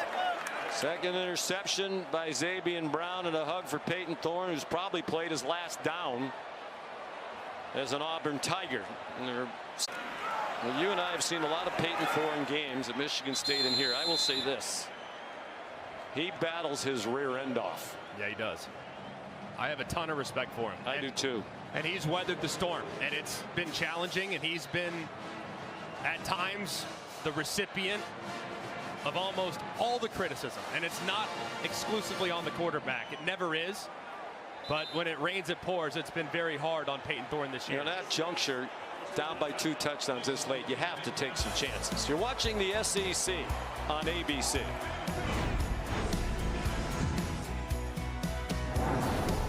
At Domino's, we're all about cheesy. From our melty oven-baked pastas to our new 5-cheese mac and cheese. And for a limited time, Domino's Rewards members can try our new mac and cheese for half off points. You got the tickets? Vivid Seats has legit tickets for legit fans. From concerts to sports and everything in between. Vivid Seats makes scoring great deals on great seats fast, easy, and reliable. When it's something you can't miss, Vivid Seats doesn't miss. With the only ticket company in the game that rewards you for buying.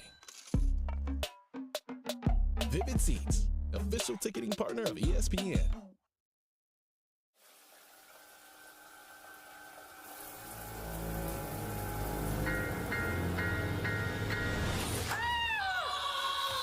What is it? The bus is leaving in 5 minutes. All right, fine, I'll be out in a second.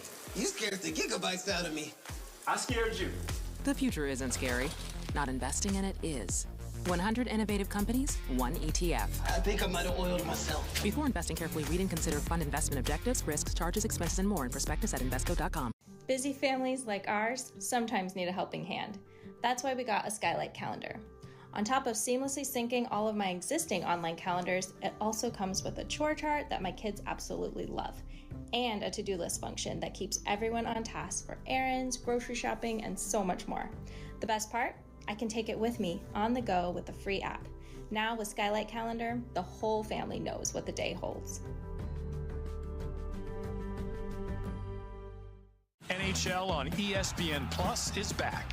Enjoy 1,000+ out-of-market games, exclusive matchups, marquee NHL events, and so much more. That's hockey on ESPN Plus. 2 elite conferences loaded with talent on the spotlight. Let's go! Which side will shine the brightest? Are you not entertained? And whose legend will grow? Spectacular! The SEC-ACC Challenge, next Thursday on ESPN. NHL on ESPN Plus is back. Enjoy 1,000+ out-of-market games and so much more. That's hockey on ESPN Plus. This season, ESPN Plus has hundreds of games across 20 conferences. That's more action, more touchdowns, more college football. Yeah, that's how I get by. Streaming now. You have to have a dream, a goal. You have to be willing to work for it. We are not going to stop chasing the dream. We can't. You look up not giving up in the dictionary, a picture of my wife would be there. You're one of the strong ones, okay? Just remember that. You're stronger. My dad would be Coming up as soon as we're finished here, Marcel Reed, the terrific redshirt freshman quarterback, leads Texas A&M against Texas, the winner onto the Southeastern Conference Championship game next Saturday to take on Georgia. Realistically, the Aggies have to win out, get the automatic bid as the SEC champion if they're going to be in the college football playoff. Things get a little bit brighter here for Alabama. They're about to win the Iron Bowl. And up in Syracuse, Miami just lost 42-38 to the Orange. 9-3 year for Fran Brown in his first year as head coach at Syracuse. So you would think that would help. And Miami's one of those teams now they'll have to sweat it out. They're not going to the ACC championship game. Clemson will take on SMU. And I just don't know where the wins are for Miami. That's the challenge. I mean, their best win theoretically might be a Florida team that's finishing remarkably strong. But outside of that, Louisville's a decent win. They took care of Kentucky today, but man, nothing that would be considered show-stopping as far as a resume builder.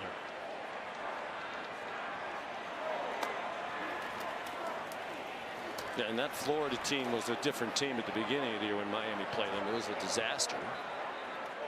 Of course, the case for Alabama, head-to-head really against anybody, the quality of their wins.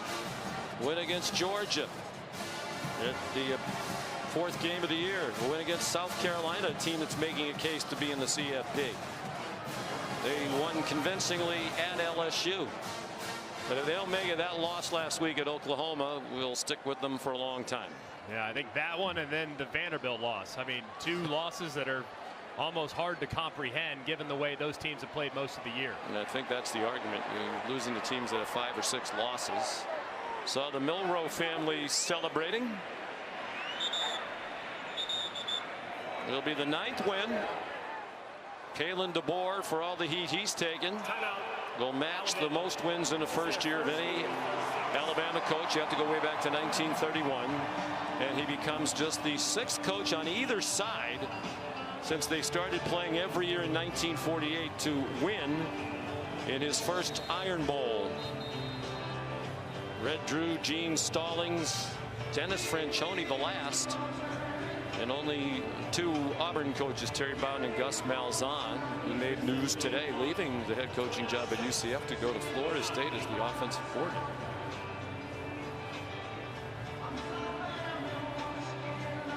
You know, if the folks here don't want him, there are a lot of schools around the country that love to have Kalen DeBoer. I think he's excellent. I think he's a terrific head coach, and he'll find his footing. There's no doubt about it. He's too good of a coach and has accomplished way too much in his career not to have success in a place that has had success for a very long time. James Burnett punts it away. Malcolm Simmons back deep, and he muffs the punt. And he got back on it. The snapper Nealon Hibbett right there.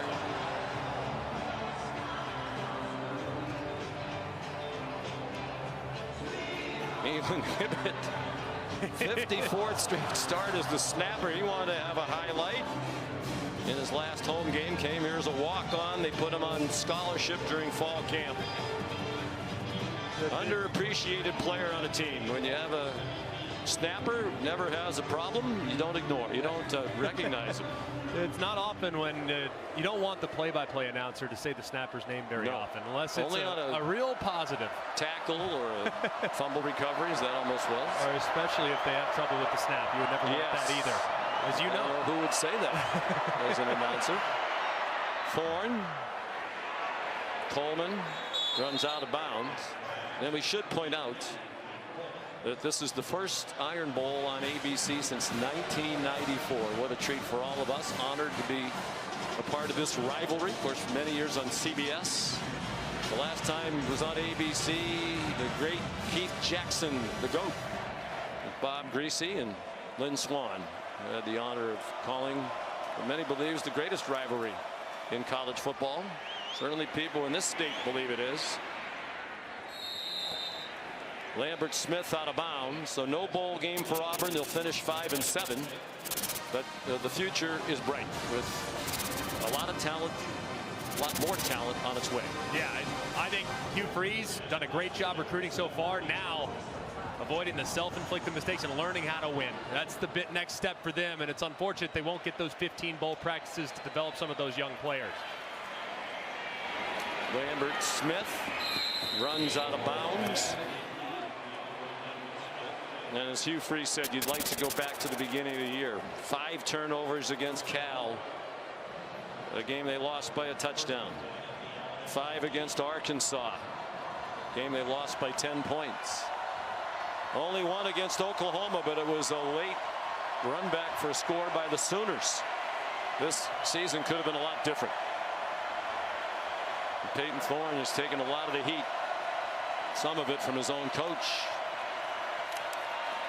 His last throw goes to Lambert Smith, who's out of bounds short of the end zone. And that's it. Kalen DeBoer, a winner in his first Iron Bowl.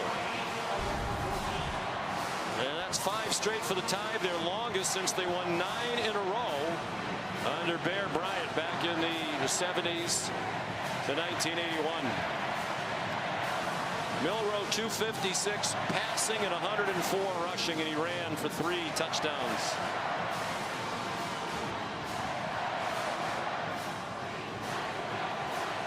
Tom Studzinski, the strength coach for Auburn, with a hug for Kalen DeBoer.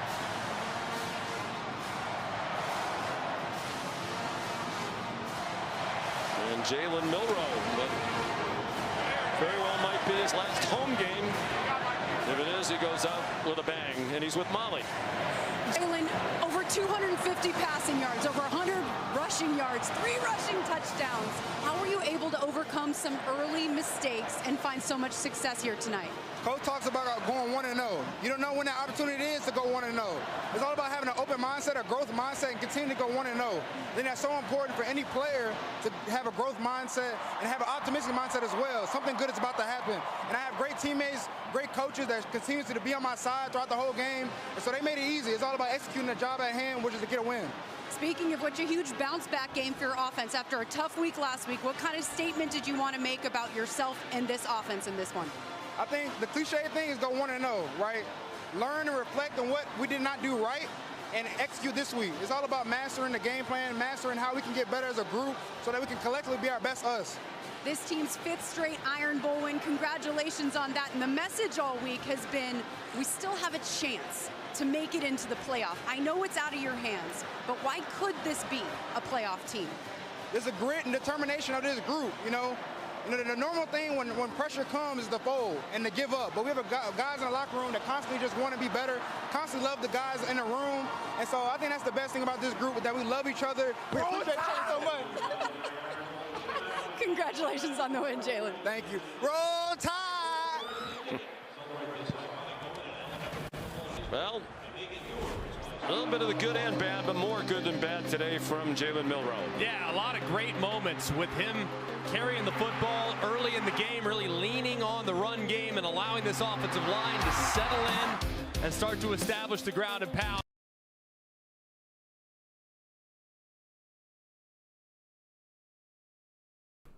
Yo, what is going on, guys? It is your boy Tragic Recoil.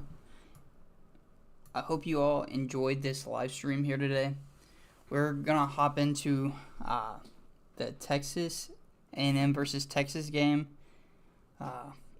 If you guys did enjoy this stream, let me know by sounding off in the comment section, liking this video, and drop me a sub if you enjoyed it.